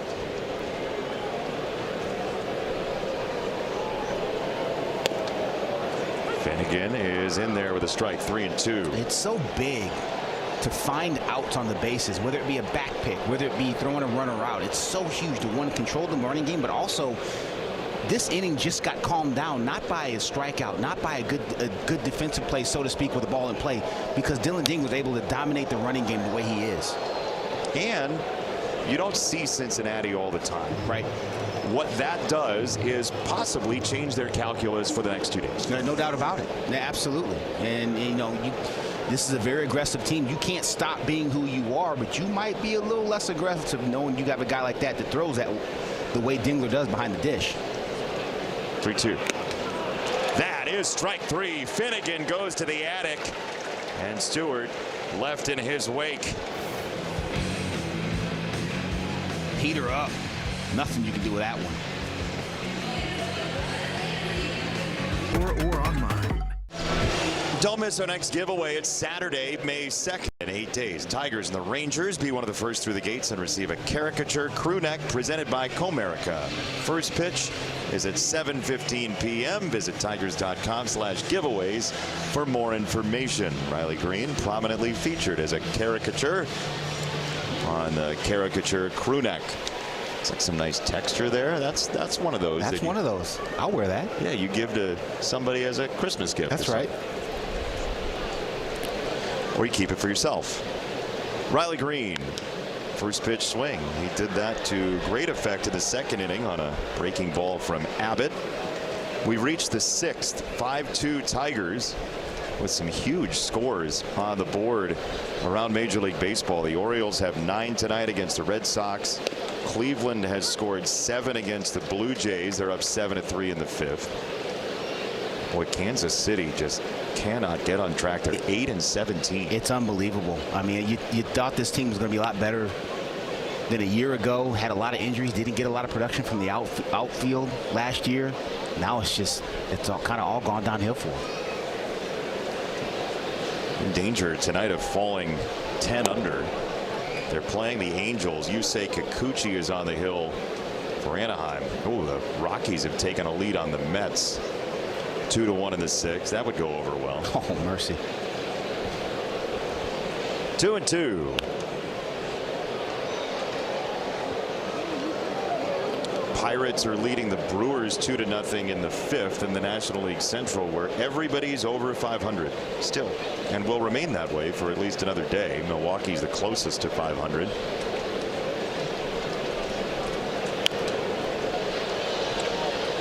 Feels like Riley's contact has increased over the past week. Like there's just more contact. No, I think that's right. And I think it goes back again to how he really focused on training this offseason, on just really focusing on, I think, cranked up the velo machine, shortened up his swing a little bit. He punches this over shortstop. That is exactly what you're talking about. Yeah. Take what the count and what the pitch is giving you. He's going to have plenty of opportunities to launch. He does not need to do too much. That's a 97-mile-an-hour fastball in. He gets jammed, but it's a good path. It's a line drive path, and he gets jammed, and he's able to nestle it over Ellie De La Cruz, which is no small task. It's 6'6", into left field. If he tries to do more with it, he gets jammed. It's a dribble to first base, and he's making a right turn. Instead, he's on first base with a base knock.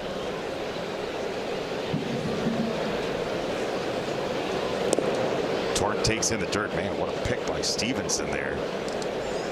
Yeah, the growth from Riley Green, he's 25 years old. Again, we've seen him for a while now, so you know the tendencies. Yeah. You get used to it, and you file away the things you both like and you don't like as a fan because you've just seen a ton of games. But this is pretty clear growth over the past week even. Sometimes it takes a little bit of time for the stuff you worked on in the offseason, the stuff you took into spring training, and the stuff that you stayed with it in the beginning of the season to kick in. You're seeing that happen with Riley Green right now. Torque golfs that foul. Some crossfire here from Nicholas. He missed a wave twice to Torque. 2-1. And I think, Jason, you talked about it, that growth. I mean, it's 36 and 111 last year. We know that, but there's still a lot of growth, which is the scary part about it. There's still more space to get to that ceiling of Riley Green's game. He's just 25 years old. He's another one. You think he's a little bit older than he is because we've seen him for so long. And the clubhouse jokes with him about how he runs. It's fantastic. It's theater down there. That's ball 4. Nicholas missed out of the zone 4 out of 5 pitches. And a message from our Southeast Michigan Ford dealers. Easy Plan customers who trade in their current vehicle can lease an F-150 XLT for only $349 a month for 36 months. Only at your Southeast Michigan Ford dealers. 2 on, nobody out, and how you leave the scheduled hitter, but Colt Keith's going to bat for him here. So now A.J. Hinch later in the game, closer score, will unfurl the red carpet for his pinch hitters. Yeah, I think early in the game he didn't want to displace Matt Vierling for a couple reasons. One, it was a little earlier than he wanted to. The second piece is there's going to come a point in time this year where Matt Vierling may get an extended run. He might get hot. He might have another unfortunate injury, whatever, where he's going to get an extended run. He's going to see some right-handed pitches. So any at bat he can get for a guy in a situation that makes sense, that's the same side of the platoon, he's going to use it. First one to Colt is ball one to Colt.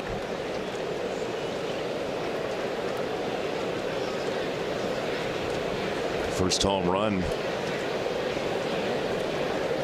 for Colt Keith would be nice. He's got 7 doubles to his name, pushing that OPS near 800 as he takes a strike there. Love how Colt's gone about it this year. Just the relaxed nature. Really just trying to clear his head, use that rhythm he's built on the offseason, what he really worked on, stay loose. Some folks are worried about the power coming. It's coming. It's coming. He's hit the ball hard. And that's the thing. He's hit the ball hard. He split some gaps. As he gets into the summertime, he's going to hit some balls over the wall for sure. He takes ball 3 there. See if he can grip it and rip it for an A swing this time. Absolutely. 3-0. You're going to get a fastball right here. 3-1, I should say.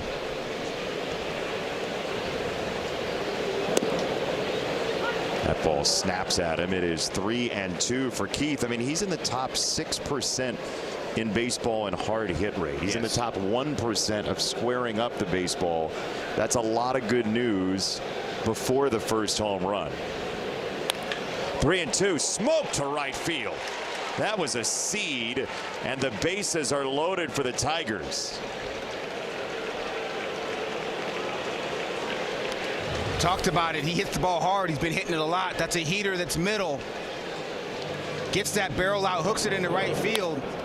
Riley had to have a look back at second base, but this is it's a small outfield. And Hines did a nice job of closing the distance. Didn't have to uncork a good throw. Joey Cora had to hold him, which doesn't happen often. So bases loaded. Nicholas is leaving. Nobody out for the Tigers, trying to break it open when we come back. Get it in the DQ app. Back here at Great American Ballpark, out here in straightaway center field, Colt Keith loads the bases here for the Tigers. Keep in mind, guys, remember he grew up or was born in Zanesville, Ohio, before moving out west, and then spending his high school years in Mississippi. But he had his first multi-home run game of his career in this ballpark as a rookie. Says you always feel good coming back to a place like this. We'll see if he can be a part of a big inning here for the Tigers as Javi Baez steps in. Javi takes ball 1. Johnny Colt was all over the place as a kid. You mentioned it, out to Utah and the desert Southwest, Mississippi as well.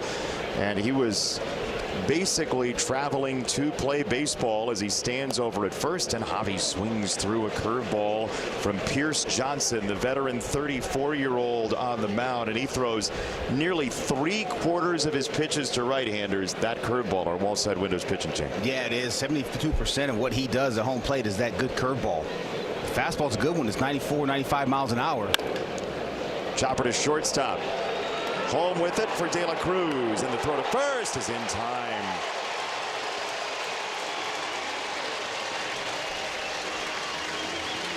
Looks like Javi beat that at first. AJ's got his hand in the air. And they are going to challenge. Tigers will challenge. It's a double play for now. It's 6-2-3. Detroit is challenging the out call at first base. Well, as Diaz said out, we will see on the replay how it looks. I think he beat it. I think you're right. He beat it too. It was a little bit of a slow developing play to shortstop too. It was a chopper. Well, that's close. However slow it was, De La Cruz made up for it with that throw to Stevenson at home. Boy, that's close. I'd say he's safe. We can roll it back. Is there enough to overturn it? The call on the field, the out call. You're right, Bobby. That's the thing. That's where you start. Right. I got him on the bag. I got him on the bag, Jason. Compared to the one that we saw a couple of days ago that ended up getting overturned against the Tigers, that one's pretty similar, and I feel like this should get overturned. I think so too. I think so too. The crowd's looking at it, but there are a bunch of Tigers fans here too, so it's a little difficult to tell as we ask the audience. Phone a friend. Yeah, an audio form.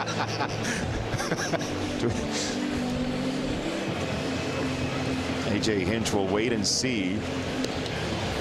Here's our Supermo look with help from the Cincinnati side. That's really close. That's really tight. And I think, again, I think you're trying to discern, is there enough to overturn the initial ruling on the field? This one, it looks like he's safe. It's not in the pocket yet there. I mean, that's not in the glove yet. So we'll see. After review, the plan's been reversed. Runner is safe. Detroit retains the challenge. Yeah, that looked right. I think that's right. Yeah. It's a big call. It's an enormous call in this game because Kerry Carpenter is going to pinch hit now for Jahmai Jones. So score at 6-2 on the fielder's choice. Green is out. Torque to third, Keith to second. They're loaded for Carp. And boy, could he detonate this game.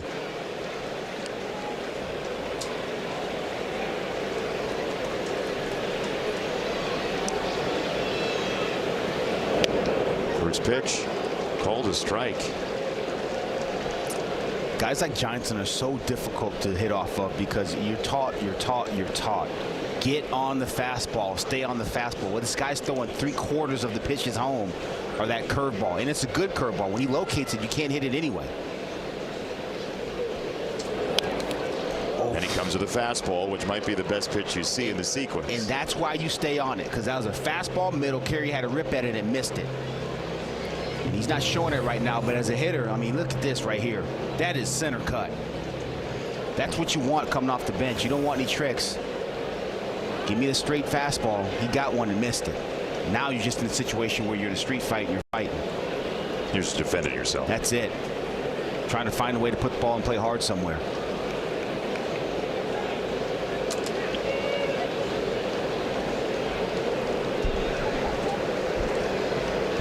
Two strikes. Johnson to Carpenter.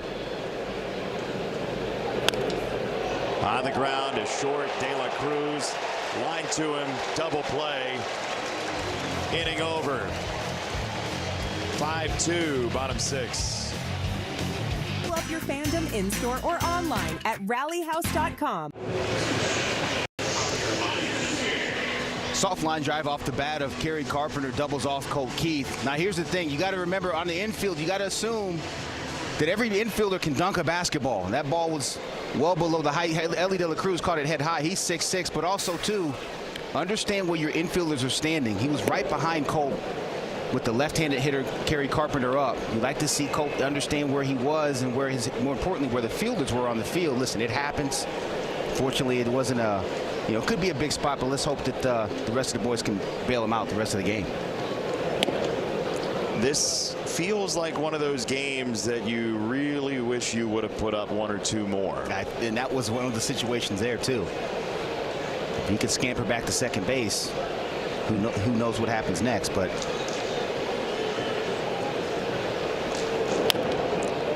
Instead, it's the 5, 6, and 7 hitters for Cincinnati. Steer, Lowe, and Stevenson coming up.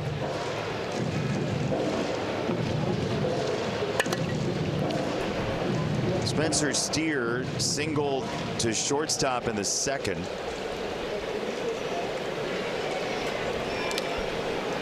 Tigers have played massive defensive musical chairs here in the sixth. As that is right there, strike three. Steer is out as Colt Keith stays in the game. You saw he's over at third. Javi Baez moves to second base. Kerry Carpenter is in right field. And then Kevin McGonigal moves to short.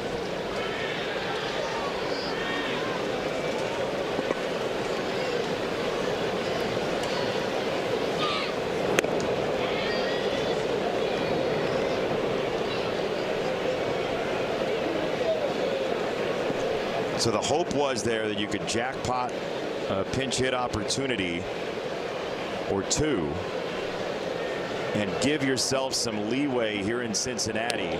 Instead, you shift the defense around. It's the risk you take to go for those pinch hit swings. And now the Tigers will just kind of have to hang on to this lead. 2-0. A strike. Finnegan's got pretty good stuff tonight. Fastball's got some pop to it, some life. Jason, I think our window is starting to close. Yeah, there's rain coming. Fans are climbing, and so is this baseball.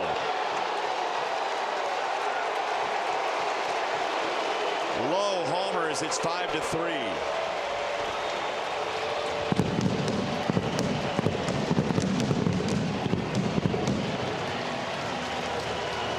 Finnegan's been pretty good at keeping that splitter down all year long.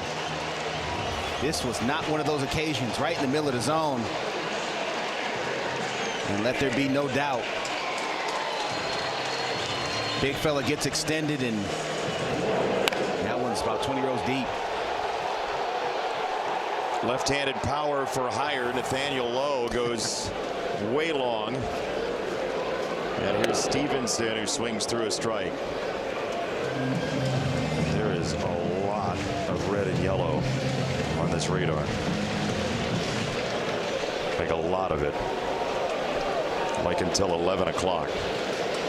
So, send in your questions. I mean, get them ready. Johnny Kane's on his way to the booth. There, I mean, it is a lot of yellow and red here. So the question is, how long will they let these teams play? It is bearing down on us here in Cincinnati. I assume, based on what I'm looking at on the radar, there's thunder and lightning on the way. Probably, likely. That's strike three. Finnegan punches out Stevenson. 2 gone. Yeah, good recovery there. That's an absolute dart down in the zone. It was in the middle of the plate, but it was down. You can live with that. Stevenson clearly looking for that splitter. And not only did it not move, it just rode out right into Dylan Dinger's mitt. 2 out for Hines. Ball 1.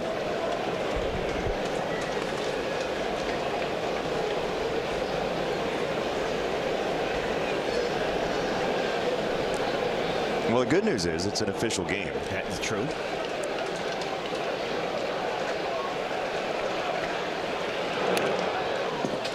One and one.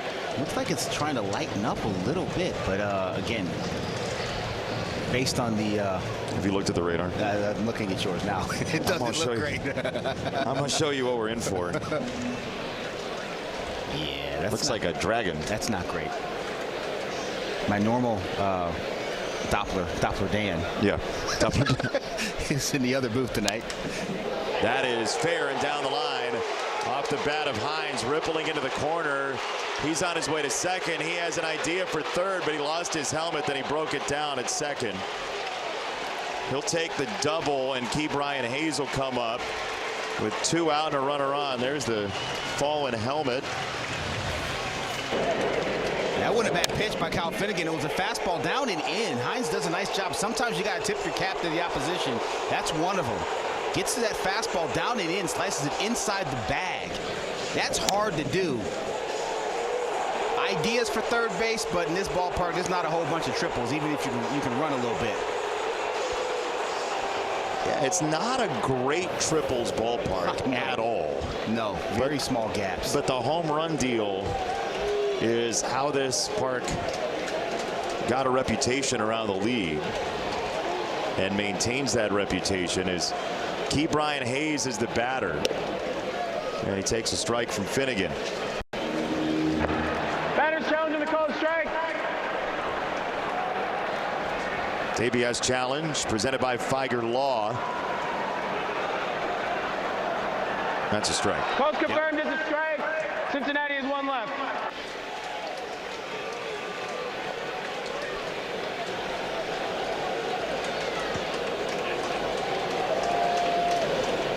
Reds lose a challenge. They have one remaining. It's a ball and a strike. He's a big batter here for Finnegan because there's no guarantee the Reds are going to come up again with the rain. He needs to retire Hayes right here. Off to a really tough start. Tough offensive go last couple of years after some promise early in Pittsburgh.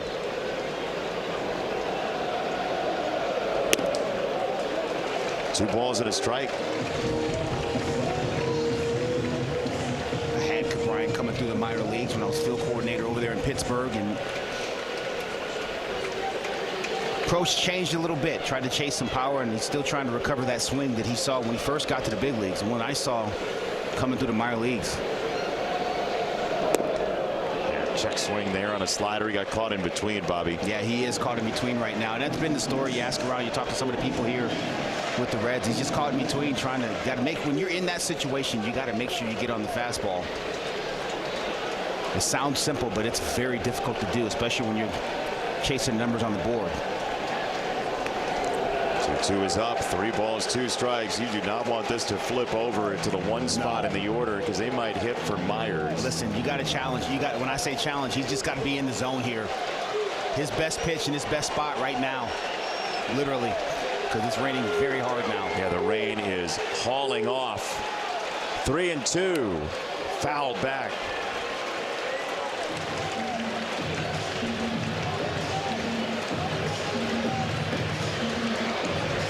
The fans that are remaining are losing their resolve. Right.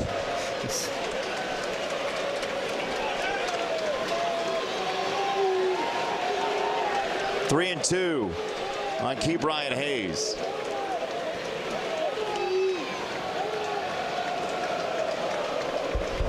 Time called. That will not count. It would have been ball 4. Instead, we get a moment to ourselves. That's really late, too. That was very late. Finnegan did the right thing and threw the pitch. Just throw it so you don't try to stop yourself and end up hurt. That's a late time call. Time granted, I should say.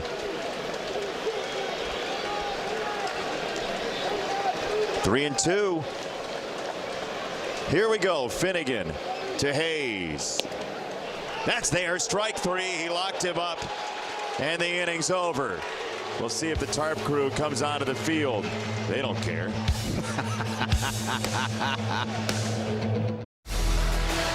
Tigers baseball on Detroit Sportsnet is brought to you by Figer Law. All we do is win. By Comerica Bank, trusted banking for 175 years. And by your local Toyota dealer. For all Toyota offers, visit Toyota.com. Go find some people down there that stuck around. Okay. All right. See ya. 1, 2, 3 break. All right. Our story so far. It's our Comerica Bank game summary. Here's how we got here at 5-3. Some big home run balls in this game, including Riley Green, who sent one up and out on that first pitch that he saw in the second inning. The Tigers took the lead 1-0. Then Javi Baez, a solo shot as well in the third. That was 2-0, just past the reach of Dane Myers. Matt Vierling added on with a 2-run double in the third. That was with 1 out, scoring Gleyber Torres, who's DHing tonight, and Kevin McGonigal. And that was 4-0 for the Tigers. Then 5-0 until this big swing from Matt McClain, a 2-run shot in the 5th, 5-2.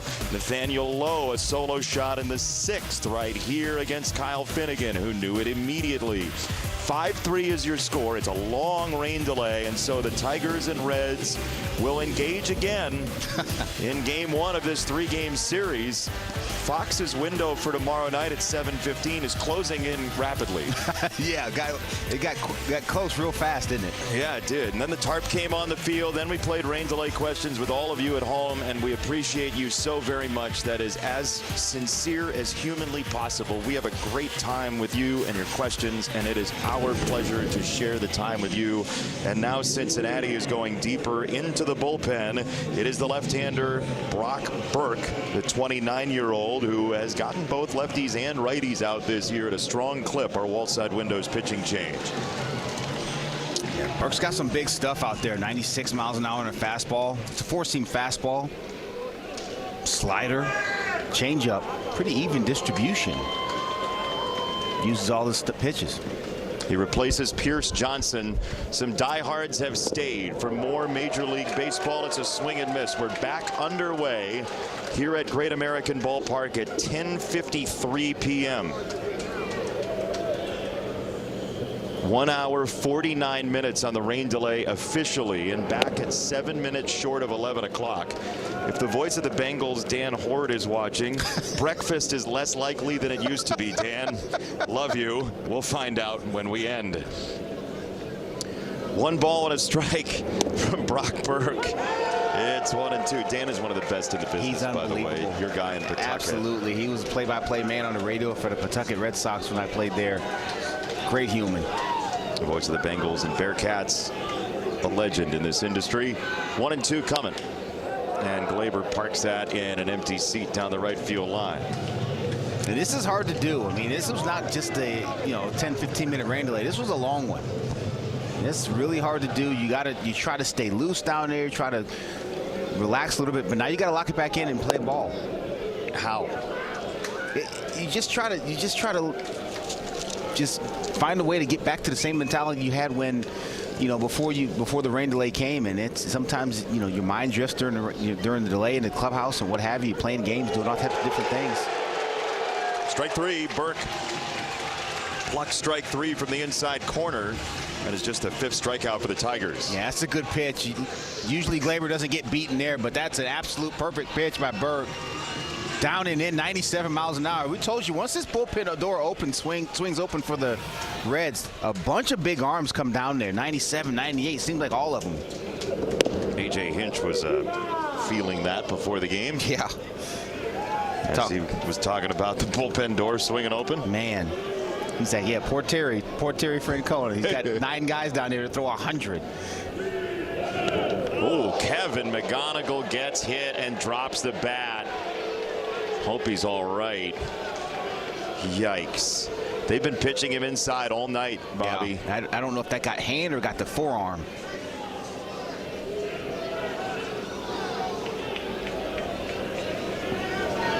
Looks like it got just above. Well, we'll get a good look here. Let's see. Ooh,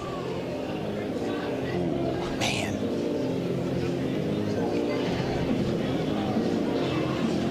That's off the hand. It is off the hand. That's a sinker at 96, up and in.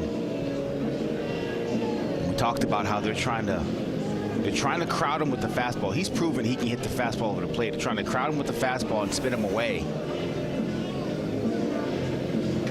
That one just got too tight, couldn't get out of the way. It looks like he's, right now anyway, going to be okay.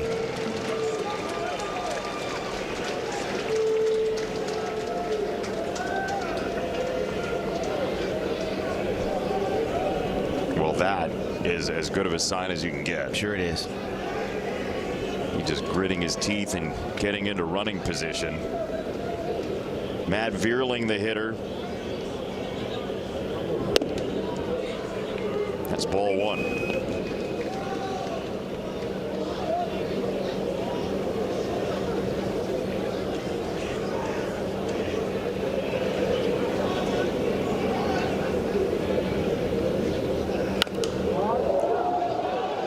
Foul ball, first base side. Now the hope, quite frankly, the hope is that hand doesn't swell up on McGonigal. How quickly does that happen? It just depends. Sometimes it can happen very quick. Sometimes it can just be kind of a process, and by the time you make the trip around the bases, you look down and it's not feeling as good as you hoped it would. He just looked at his hand as we were watching him over at first base.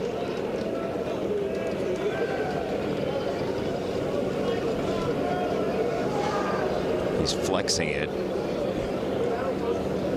It's pretty red. Yeah, it is not red. Shockingly. But knowing him, I mean, you'd have to.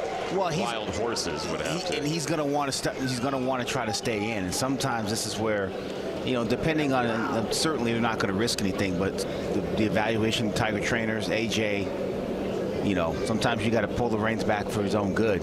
We'll see. I mean, if he feels like he's okay, they're going to let him go. 2-2. Popped up. Middle infield, and here come all the Redlegs. And eventually it is caught in the middle of the diamond for out number 2. T. Brian Hayes comes over. Pretty good change up there from Burke. Got Matt Feeling to pop that up in the air.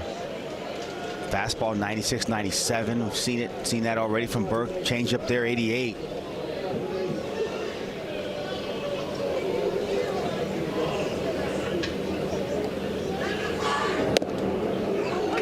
Strike one from Burke to Dylan Dingler.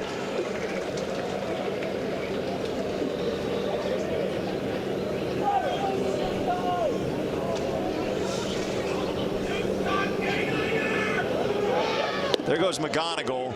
Throw down to second base. Feet first. He is safe.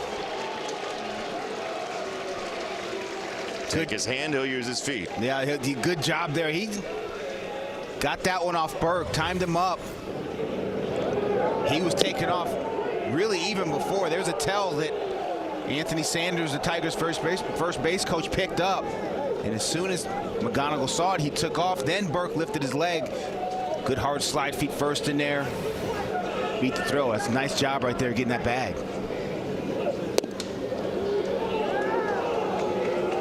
Would love to add on a run here in what could be just a bonkers finish, or could be some level of sanity. You'd rather have a little distance between you and the Reds in this ballpark. No doubt. Foul ball right side, and the chase will be on for a souvenir. And again, difficult to come back out. Kickstart the engine again, get it going. Love to scratch one across. Big 2-out knock will go a long way right here.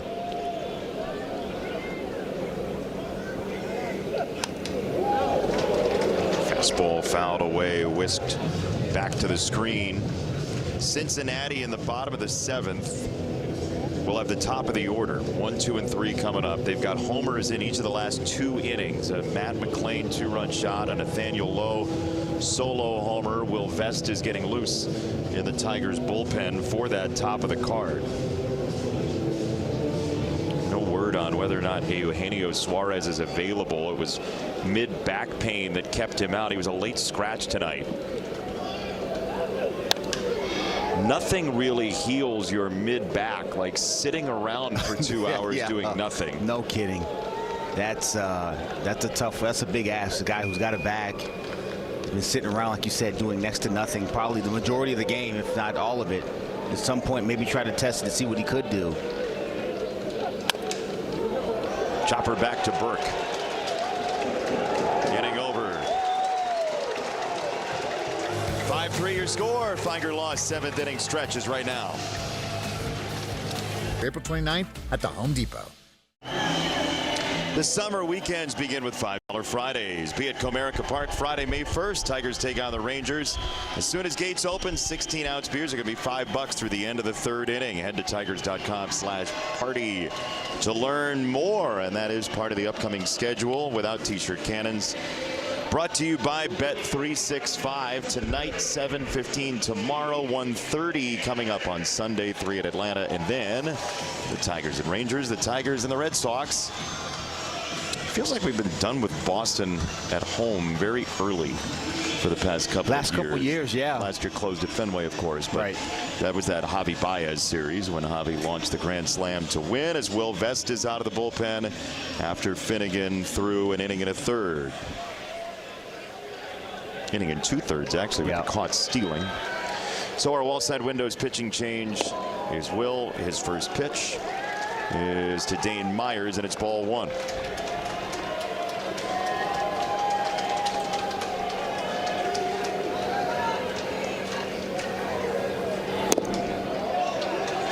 Two and 0.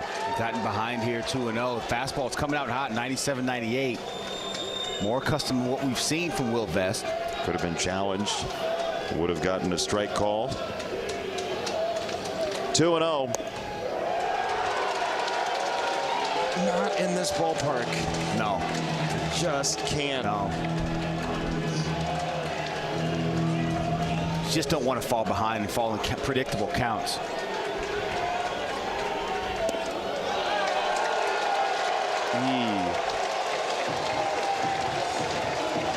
That was challengeable as well, it looked like. It's interesting. Usually, Dylan England's been very aggressive on those challenges, and he's been right. It's not like he's challenged a bunch of times and lost, so you're a little gun shy. It's not what's happened. Here's McLean, whose 2-run homer last time up brought the Reds back into this thing. Will misses again.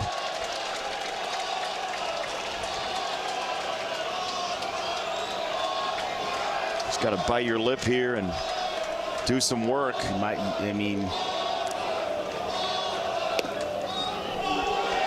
strike. These aren't big misses. I mean, he's right around the dish, but again, they're misses nonetheless.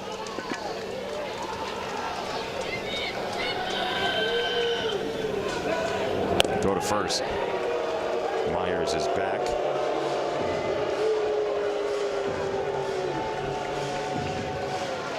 Double play would be nice. That'd be fantastic. Just right saying. Now. Throw that slider away. Let him hit it at McGonigal.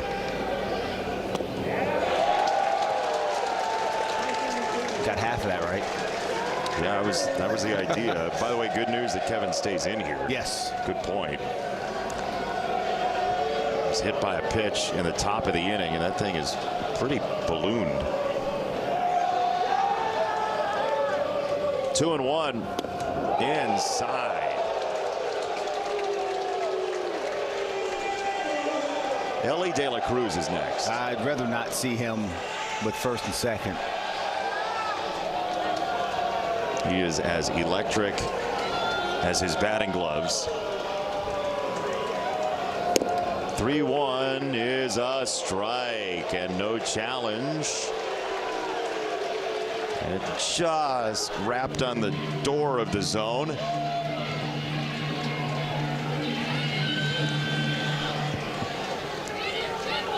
Three and 2 to McLean. Myers at first.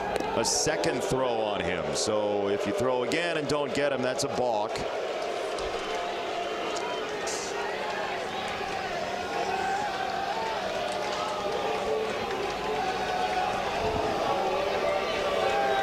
Three and 2. It's a high fly ball. Deep left center field. Green is back, and that ball is out of here. The second 2-run home run in as many at-bats for Matt McLean, and we're even at 5. Just can't give them free base runners here. Fall behind, Jason, and you got to come in there. Like you said, Ellie De La Cruz looming. You just didn't want to just put him on. And again, the misses weren't terrible misses. He was around the zone, but they were misses nonetheless. And McLean got a fastball in, and he just squared it up. Here's De La Cruz. Look, the Tigers are 23rd in bullpen walk rate in baseball. Yeah. This was unexpected for this team, and it has hurt. It has. That walk to Myers eventually comes back to roost.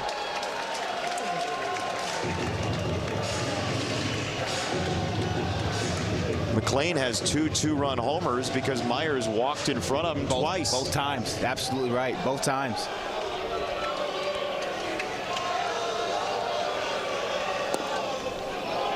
And it's not like the Tigers pitchers aren't trying to throw strikes. Of course. Like, that's not to browbeat. It's simply to say free that bases. when your bullpen is going to give out free bases, right, you're going to pay for it sometimes. You know, one of the things that when you come to the big leagues, it's one of the things that's most shocking. Free bases, the walks, any kind of free base, every 90 is important. In errors, you get punished for those things very swiftly up here. 2-2, cranked down the left field line. Green watches it fly foul. Not by much at all. That was very close. And there's just not a lot of foul territory over there. I mean, what are we getting a great look on our camera here? That's 2 feet. Whoa.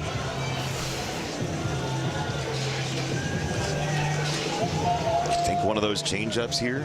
I mean, the league throws him basically 1 out of every 4 pitches is off speed. A changeup away and bounce it. If you go changeup away here, bounce it, then maybe you go challenge fastball up well above the zone.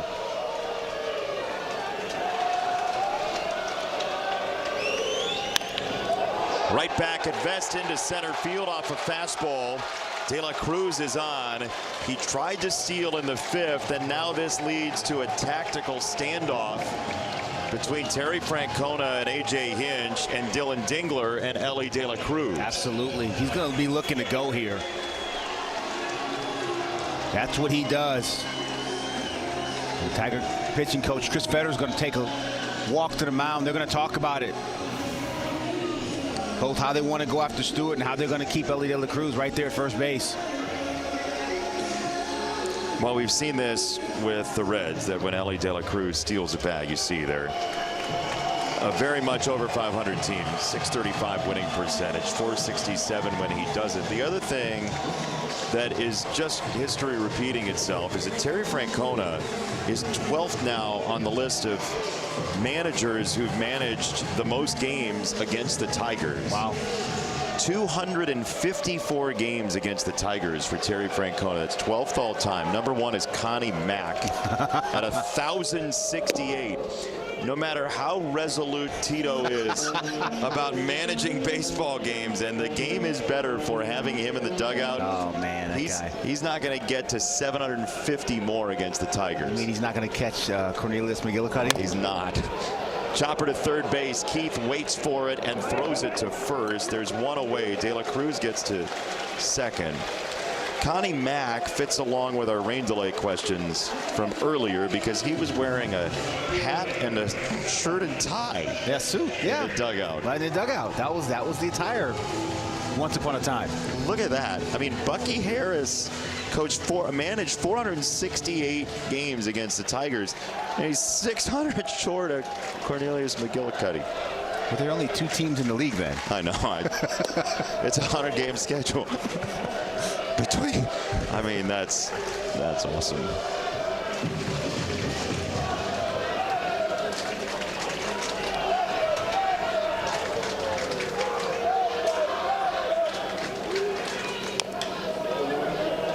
Ground ball foul. Connie Mack managed for 53 years. Really? Yes. That's crazy. If you include like player manager, player manager. There were 3 years he was a player manager with Pittsburgh, but Philadelphia, 1901 to 1936, all the way through 1950. 1901 to 1950, he was the primary manager for Philadelphia until he was 87 years old. No hot seat in Philly then, huh? No. He was. I mean, he finished first to 2 in the division. That's a swing and a miss on a fastball. Steer is sent away by Vest. That is a huge second out, Bobby. Yeah, well, and it's a well-located fastball. The fastball was hotter earlier in the inning, but he wasn't getting it where he wanted to. Had command of this one. That's a dot on the edge. He's not hitting that. No one is. That's going to be it for Will Vest. Brant Herter is going to come on. We'll see if Suarez is available here. You'd imagine this might be a time where he would show his face. Tied at 5 in the 7th. Taking care of our own. This copyrighted telecast is presented by authority of the Detroit Tigers and may not be reproduced or retransmitted in any form. And the accounts and descriptions of this game may not be disseminated without the express written consent of the Detroit Tigers. Jake Rogers jamming in the background. A.J. Hinch trying to lock in on the game. Our wall side windows pitching change. Brant Herter is on. Nathaniel Lowe will bat. Left on left. De La Cruz, who can fly at second base. And the first pitch is ball 1.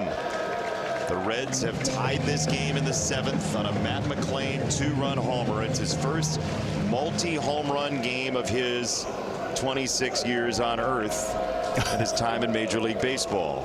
1-0 is off. It's 2-0 on Lowe.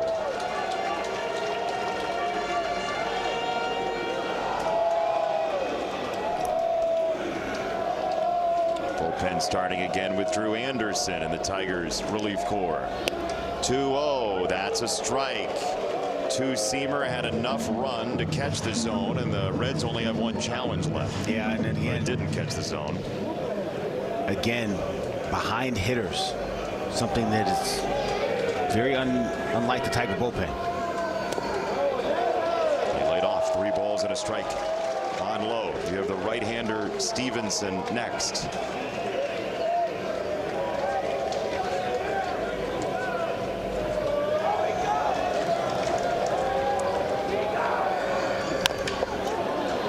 Chopper to second base. Javi waits for it, throws it, and it's wide. Cincinnati takes the lead. Man, oh man.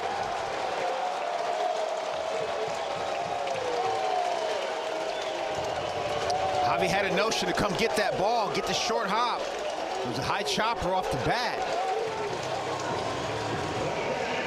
Decided to lay back, and the ball played him, had the rush to throw. Another free base, another error. Once you do that, De La Cruz is clearly going to get third. He's cruising around the bag, turns it on. It's too little, too late. That is not good. No, not at all. At all.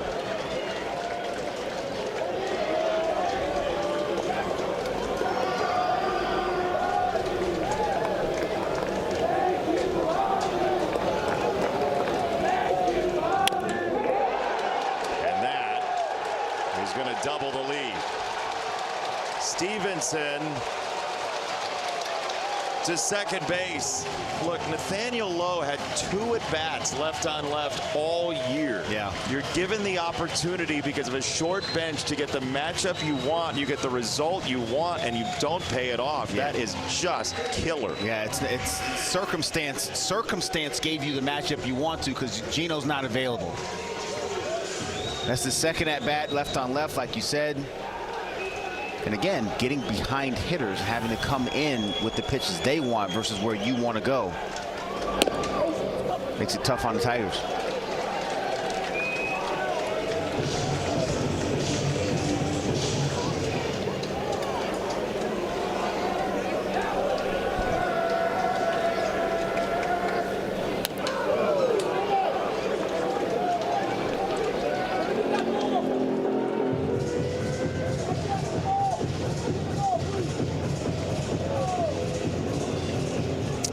Out of the inning too. Oh yeah, you'd be 5-5 instead. Now you're worried about if you can pick up 2 more against the best bullpen in the league. That's right. Tigers since last year, when committing 1 error, are 26-49. Right. That's 23 under. When committing 0 errors, the Tigers are 80-39. That is 41 over 500. This team plays matchups and margins as well as anybody. That's right. But if you falter at the margin, you have 0 opportunity generally to make up for it. To make up, that's exactly right. That's exactly right.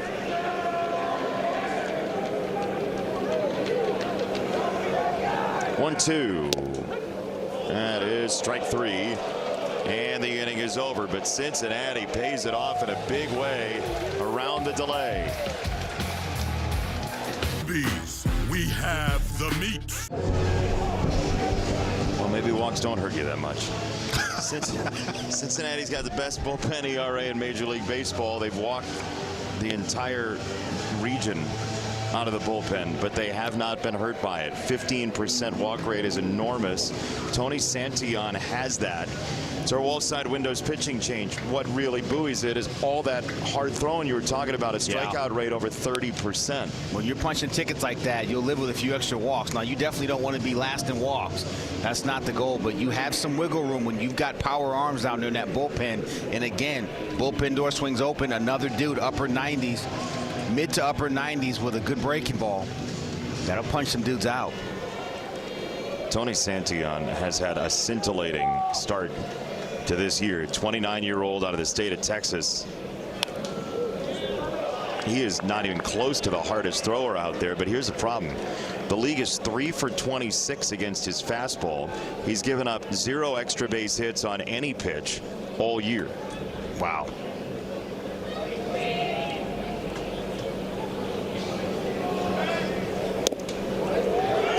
And he sprinkles in a slurve. He's thrown 2 sliders all year, but he's a 2-pitch pitcher. Really. A good fastball. It's a low slot, not quite sidearm, just low, call it low 3/4. You don't get a great look at the baseball. It's a very high spin rate. We've talked about that, I'm sure, throughout the broadcast as well. Fights gravity, stays on the same plane, and he does so from a low release, which means that at the top of the zone, which is where he pitches, it really rides out. Like that. You say 94, that's right at a major league average fastball. That 94 does not play 94, probably plays closer to 96, 97.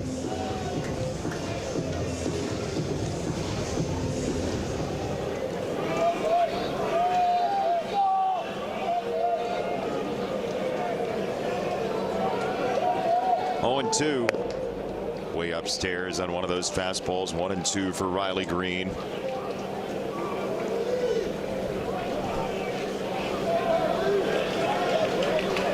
Cincinnati scored 4 in the 7th in and around the rain delay. 2-2 for Riley. Does he come back and spin him something? No, I think you stay with the heater right here. There's a reason his walk rate is what it is. He's one of those Mr. Middles guys, but his when he's in the zone, it's got enough power and deception to beat guys. 3-2 on Riley Green. Well, this is the full experience. This is exactly what we're talking about. This is what you see.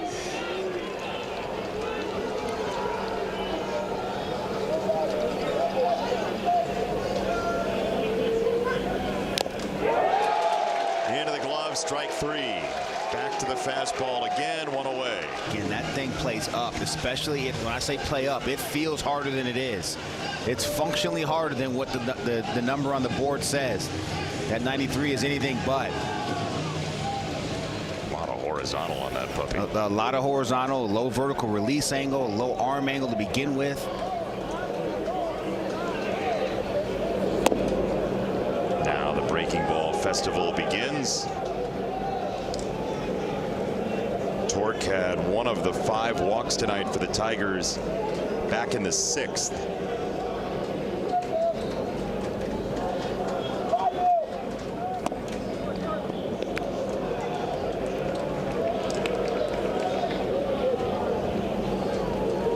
Figure it will be Santillan in the 8th, Emilio Pagan in the 9th.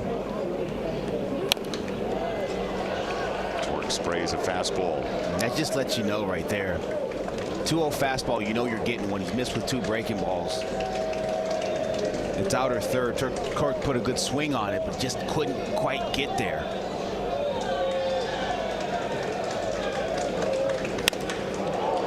He got there way back.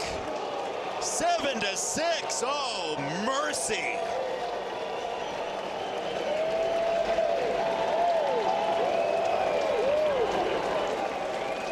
That ball was absolutely tattooed. Second deck here at Great American. When you fall behind people, you get predictable. You have to come in with fastballs. Major league hitters are going to make you pay. I don't care what shirt you have on. Doesn't matter. Took the 2 breaking balls away, fouled off 1 fastball, got another one and smashed it. That's good hitting.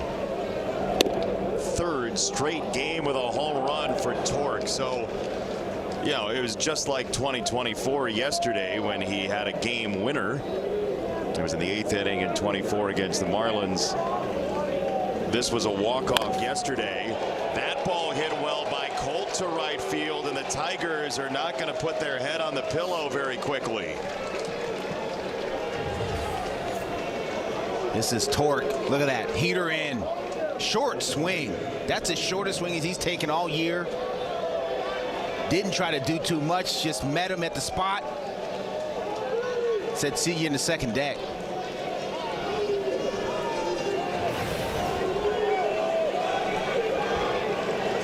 Javi Baez.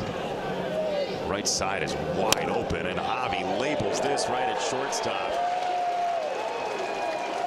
Keith gets back. There are 2 down. A little humpback line drive eventually ending up at De La Cruz, and now Kerry Carpenter, the lead run at the plate. See if Kerry can get timed up. Be a great time to check back in. Got 5 homers this year. High fly ball, deep right field. Make that 6 home runs. A Tigers lead out of nowhere. Bombs away in Cincinnati. There was one pitch he was looking for. He wasn't worried about no sweeper, slurve.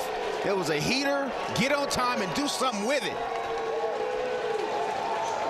Employee number 30. Put one in the seats, Jack. You got to love that, baby.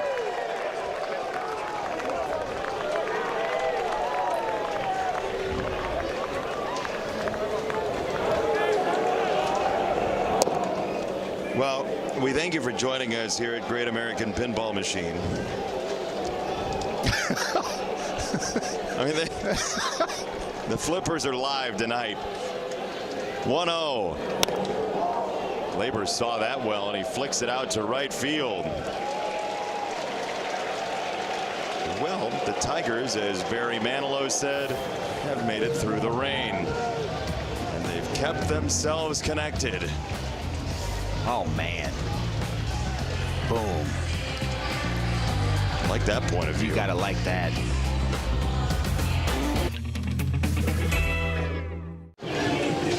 What a blast. A 436-foot home run means Tigers fans score 2. Unlock your free 20-ounce Baja Blast by registering now at BajaBlastHomeRuns.com. Was that an ad lib? What a blast. The answer, no. Good question, Bobby. 436. That deserves some drinks. It does. Yeah, it does. That's a new one. Here we go. TJ Friedel's going to bat. He hits for Key Brian Hayes. Drew Anderson is out of the bullpen, trying to bring some version of sanity to this tomfoolery.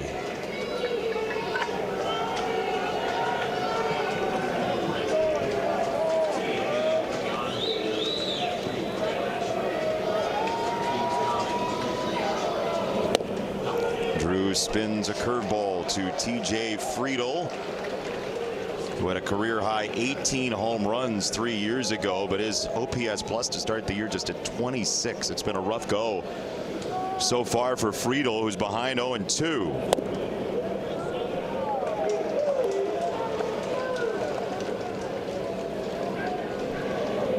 Drew Anderson still trying to find his footing as a Tiger.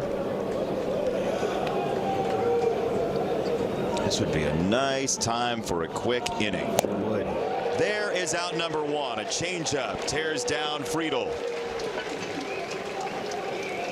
Good pitch there by Drew Anderson. That's that kick change he's developed. Just kills the grip, kills the velocity, gets some good action down and away from left-handed hitters, throws it over the middle of the plate, but it goes below the zone. It's a good pitch. One down, foul ball for Dane Myers, who, pro tip, don't walk him ahead of McClain. It's not gone well when the Tigers have done that today. He has trotted home twice on home runs by McClain.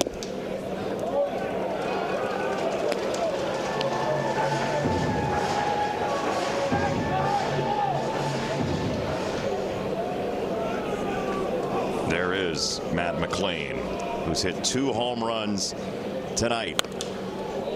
Myers is behind 1-2. Drew Anderson has come in and thrown strikes. That's the key. I mean, it sounds elementary and obvious, but we've seen the alternative tonight. You get behind hitters, you walk guys, you give a bunch of free bases, you don't make plays.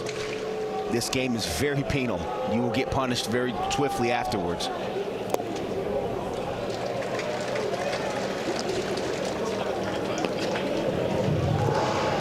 Two and two on Myers. Drew shakes. Drew nods. His 2-2. Breaking ball kind of hung around the zone. Yeah, it was a little higher than he wanted it for sure.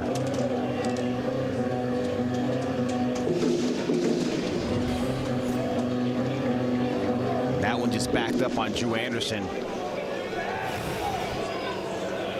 See Myers' reaction. He's shaking his head, and he's shaking. Both of them are shaking his head. He missed one, and Anderson's like, I don't want to throw it there again. Oh boy, that's close. That might have been worth a challenge. Where's that? Oh, it's just off. It's a good non-challenge. That was very close. Got a better view than we have.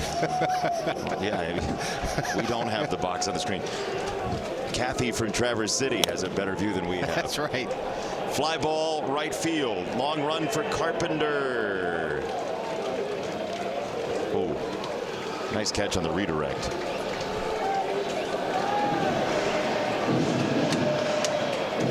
Three and two to Myers. He doesn't chase much. He doesn't swing and miss much at all. He punched out in the third against Fromber. 3-2. Got to throw him a strike. It is. That's a challenge. Boy, he took a second or two. That feels like the same one that was not allowed yesterday. ABS challenge powered by T-Mobile. It is a strike. Yeah. Confirmed, Cincinnati's out of challenges. Jahmai Jones had one yesterday. He kind of thought about it, then challenged. I felt like it was the same one right there from Myers. Either way, he did, and it was a strike. Now they're out of challenges. Yeah. Cincinnati cannot challenge a call from the plate umpire. Here is McLean, who's homered twice in his last two at-bats, and he takes a strike. How would you pitch him after seeing these last two at-bats? Well, I'd definitely stay away from fastballs. I mean, he's ahead of him now.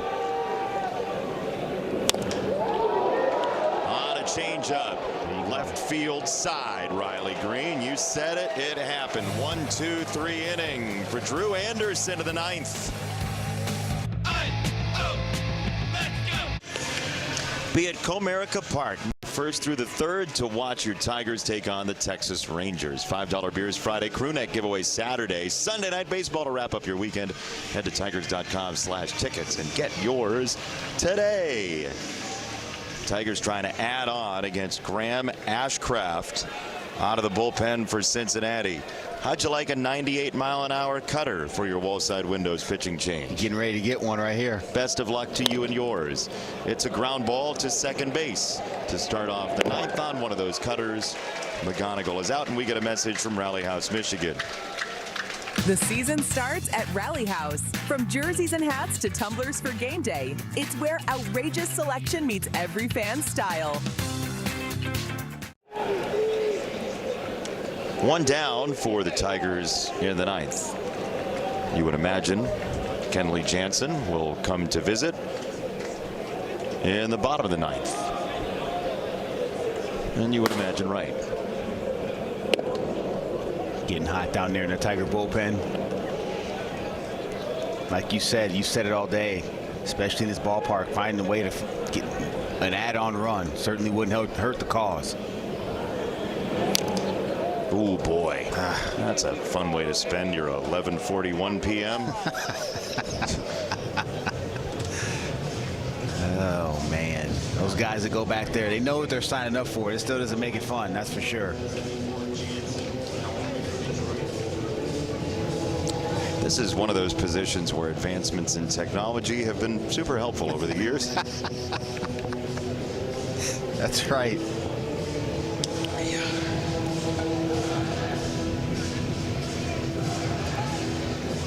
Oof.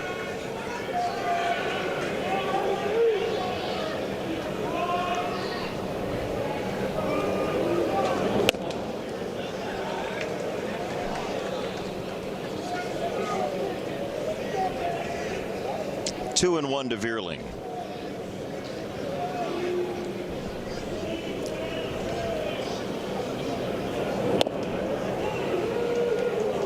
Ball tried to threaten the inside corner and missed.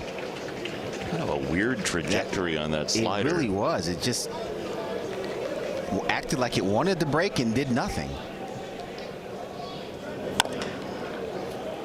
Chopper third base.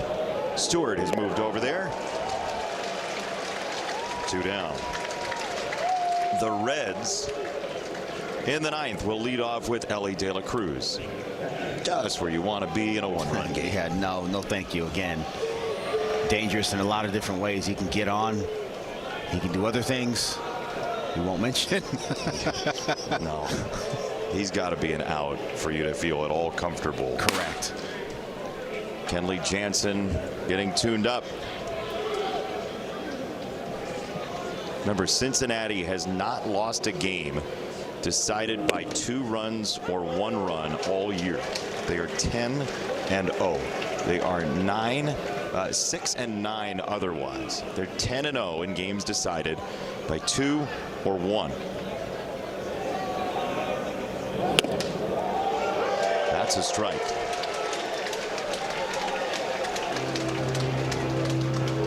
Right at the top of the zone there. That cutter and slider there.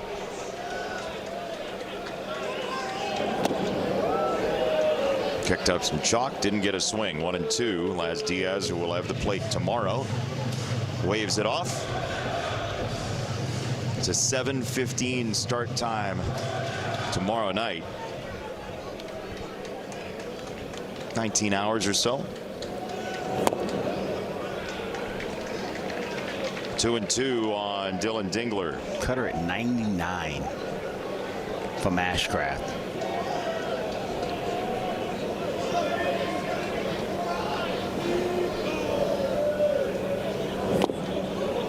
Three and 2. You see some of the numbers. Bullpen ERA low, walks high, a lot of deep counts from this Cincinnati bullpen, but a lot of power to retire some of these hitters. Ashcraft walked 52 in 26 starts in his 2nd year in the big leagues. He gets inside with a cutter that time. He was a starter up until last year when he made 62 appearances out of the Cincinnati bullpen. It's a pretty good effect. An ERA sub-4. His ERA plus this year is 2.95. He's been that good. Wow.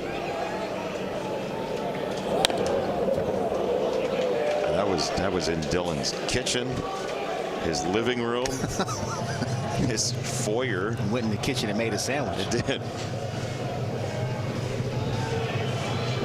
Back when he was a starter, it was a 4-pitch arsenal. Now it's just 2 coming out of that bullpen.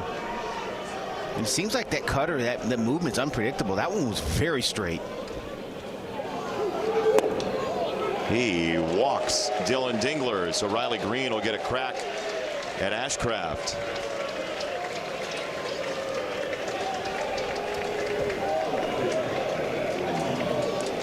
All right, how about a 2-run homer? That would be fantastic right here. Just saying. Riley hit his 3rd of the year in the 2nd inning.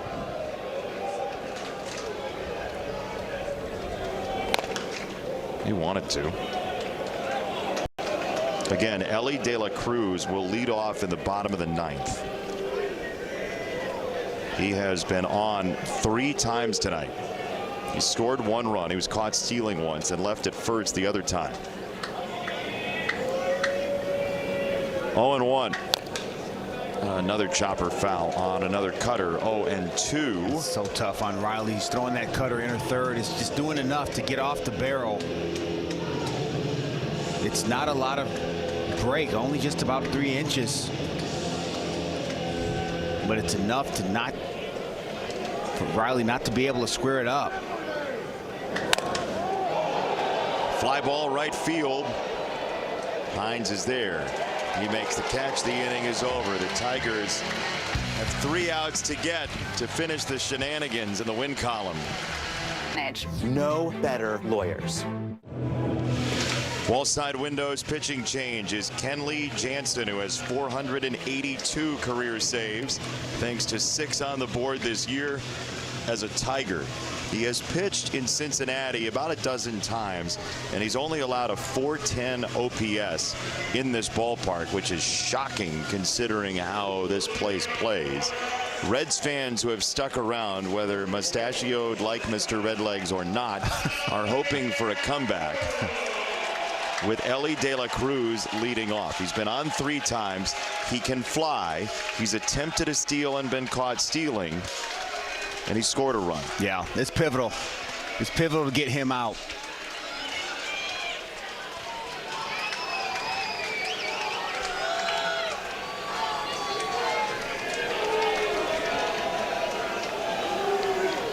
First one from Kenley Jansen, late night in Cincinnati, is in for a strike. The Reds are out of challenges for this 9th inning. The Tigers have 2. First cutter perfectly located down.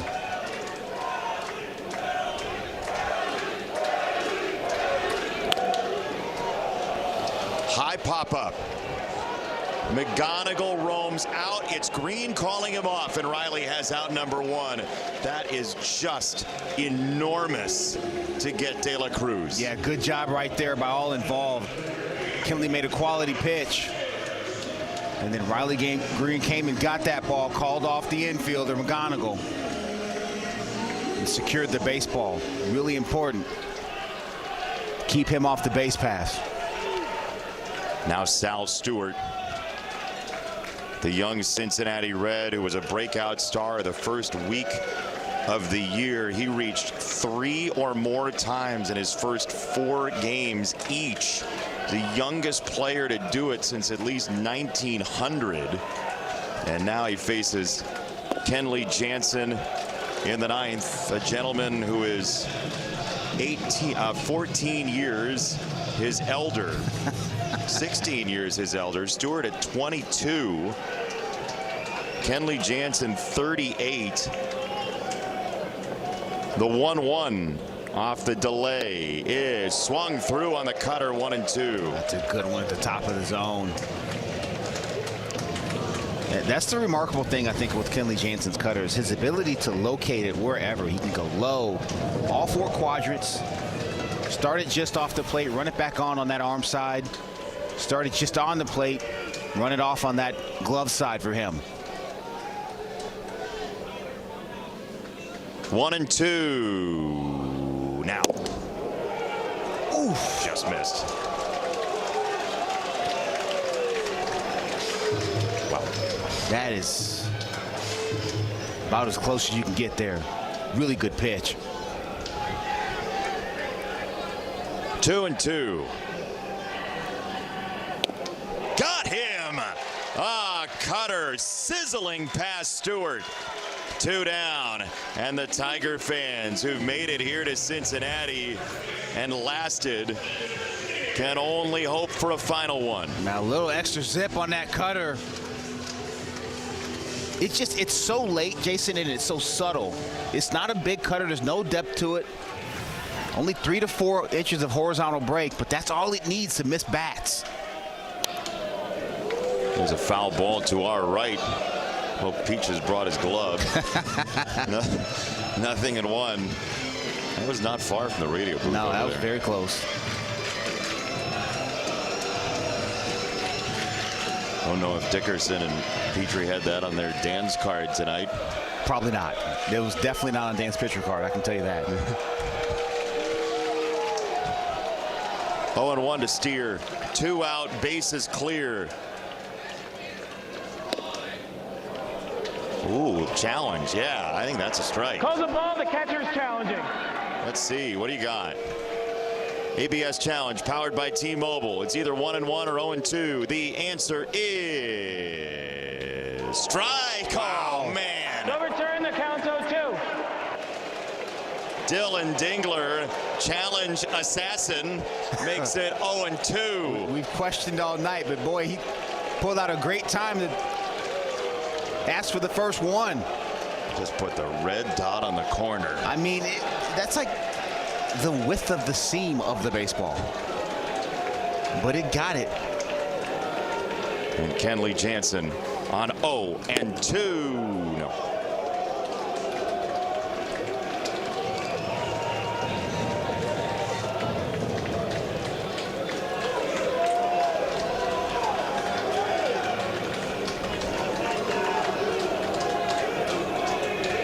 One, two. Check swing, did he?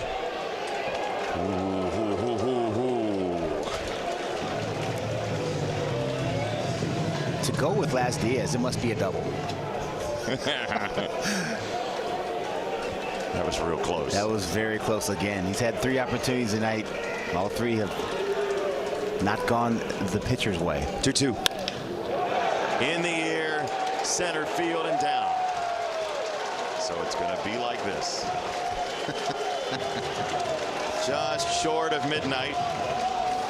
The tying runs at first. The winning runs at the plate now. It's off the plate. Sure is. Pretty good job of hitting. 2 strikes protected. Kenley Jansen threw 36 pitches a couple of nights ago. Yeah. 9 of them against Sal Frelick in a lengthy affair. 8-7, the Tigers with the lead here in Cincinnati. And you know what? What's a light show between friends? The bachelor party's still here. They're probably enjoying it. Down the third base side. Although after that long day, I don't know, the strobe lights are probably the perfect solution. Not exactly the choice they were looking for. They are engaged. And some have shirts on. Some should put their shirts back on. 8-7 Tigers. Bottom 9. 2 out. Nathaniel Lowe, whose ground ball opened the floodgates in the 7th inning. He's only seen Jansen twice. Steer at first. 2 out. Lowe fouls the ball away left side. That was a 2-seamer from Kenley Jansen. Sinking fastball there. Doesn't throw many of those.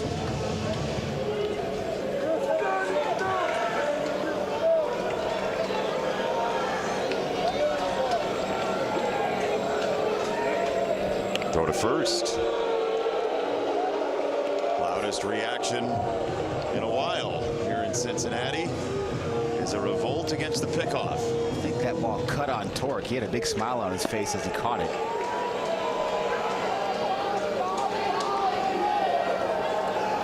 Oh, 1. Oh my goodness gracious. Fly ball, right field, warning track, wall, and out of here, and Cincinnati walks it off on a 2-run homer for Nathaniel Lowe. An outrageous night ends in a Cincinnati walk-off.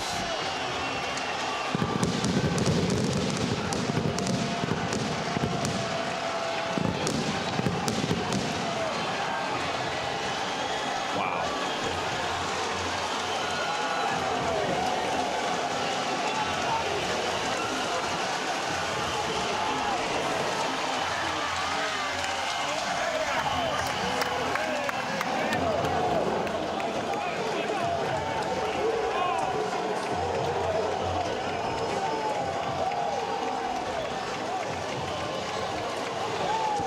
5 hours and 5 minutes after the first pitch tonight, Cincinnati hits the end of the long and winding road with a Lowe homer to get to 17-9. It was a sinker from Kenley Jansen. Threw him 3 that at bat. That one was up. Lowe didn't miss it. Truly heartbreaking finish for the Tigers tonight on the road. Cincinnati is now 11-0 in games decided by 2 or 1. And the Reds go home thrilled just before the calendar turns to Saturday.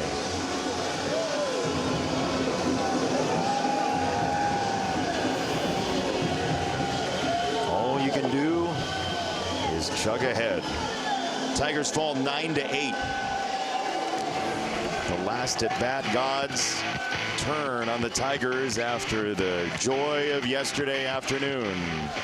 We say farewell from the booth for Jason Disick and Andrew Blaustein and Johnny Kane, Bobby Scales, Jason Benetti, our entire marvelous crew. 9-8 your final score. Pure Auto postgame next.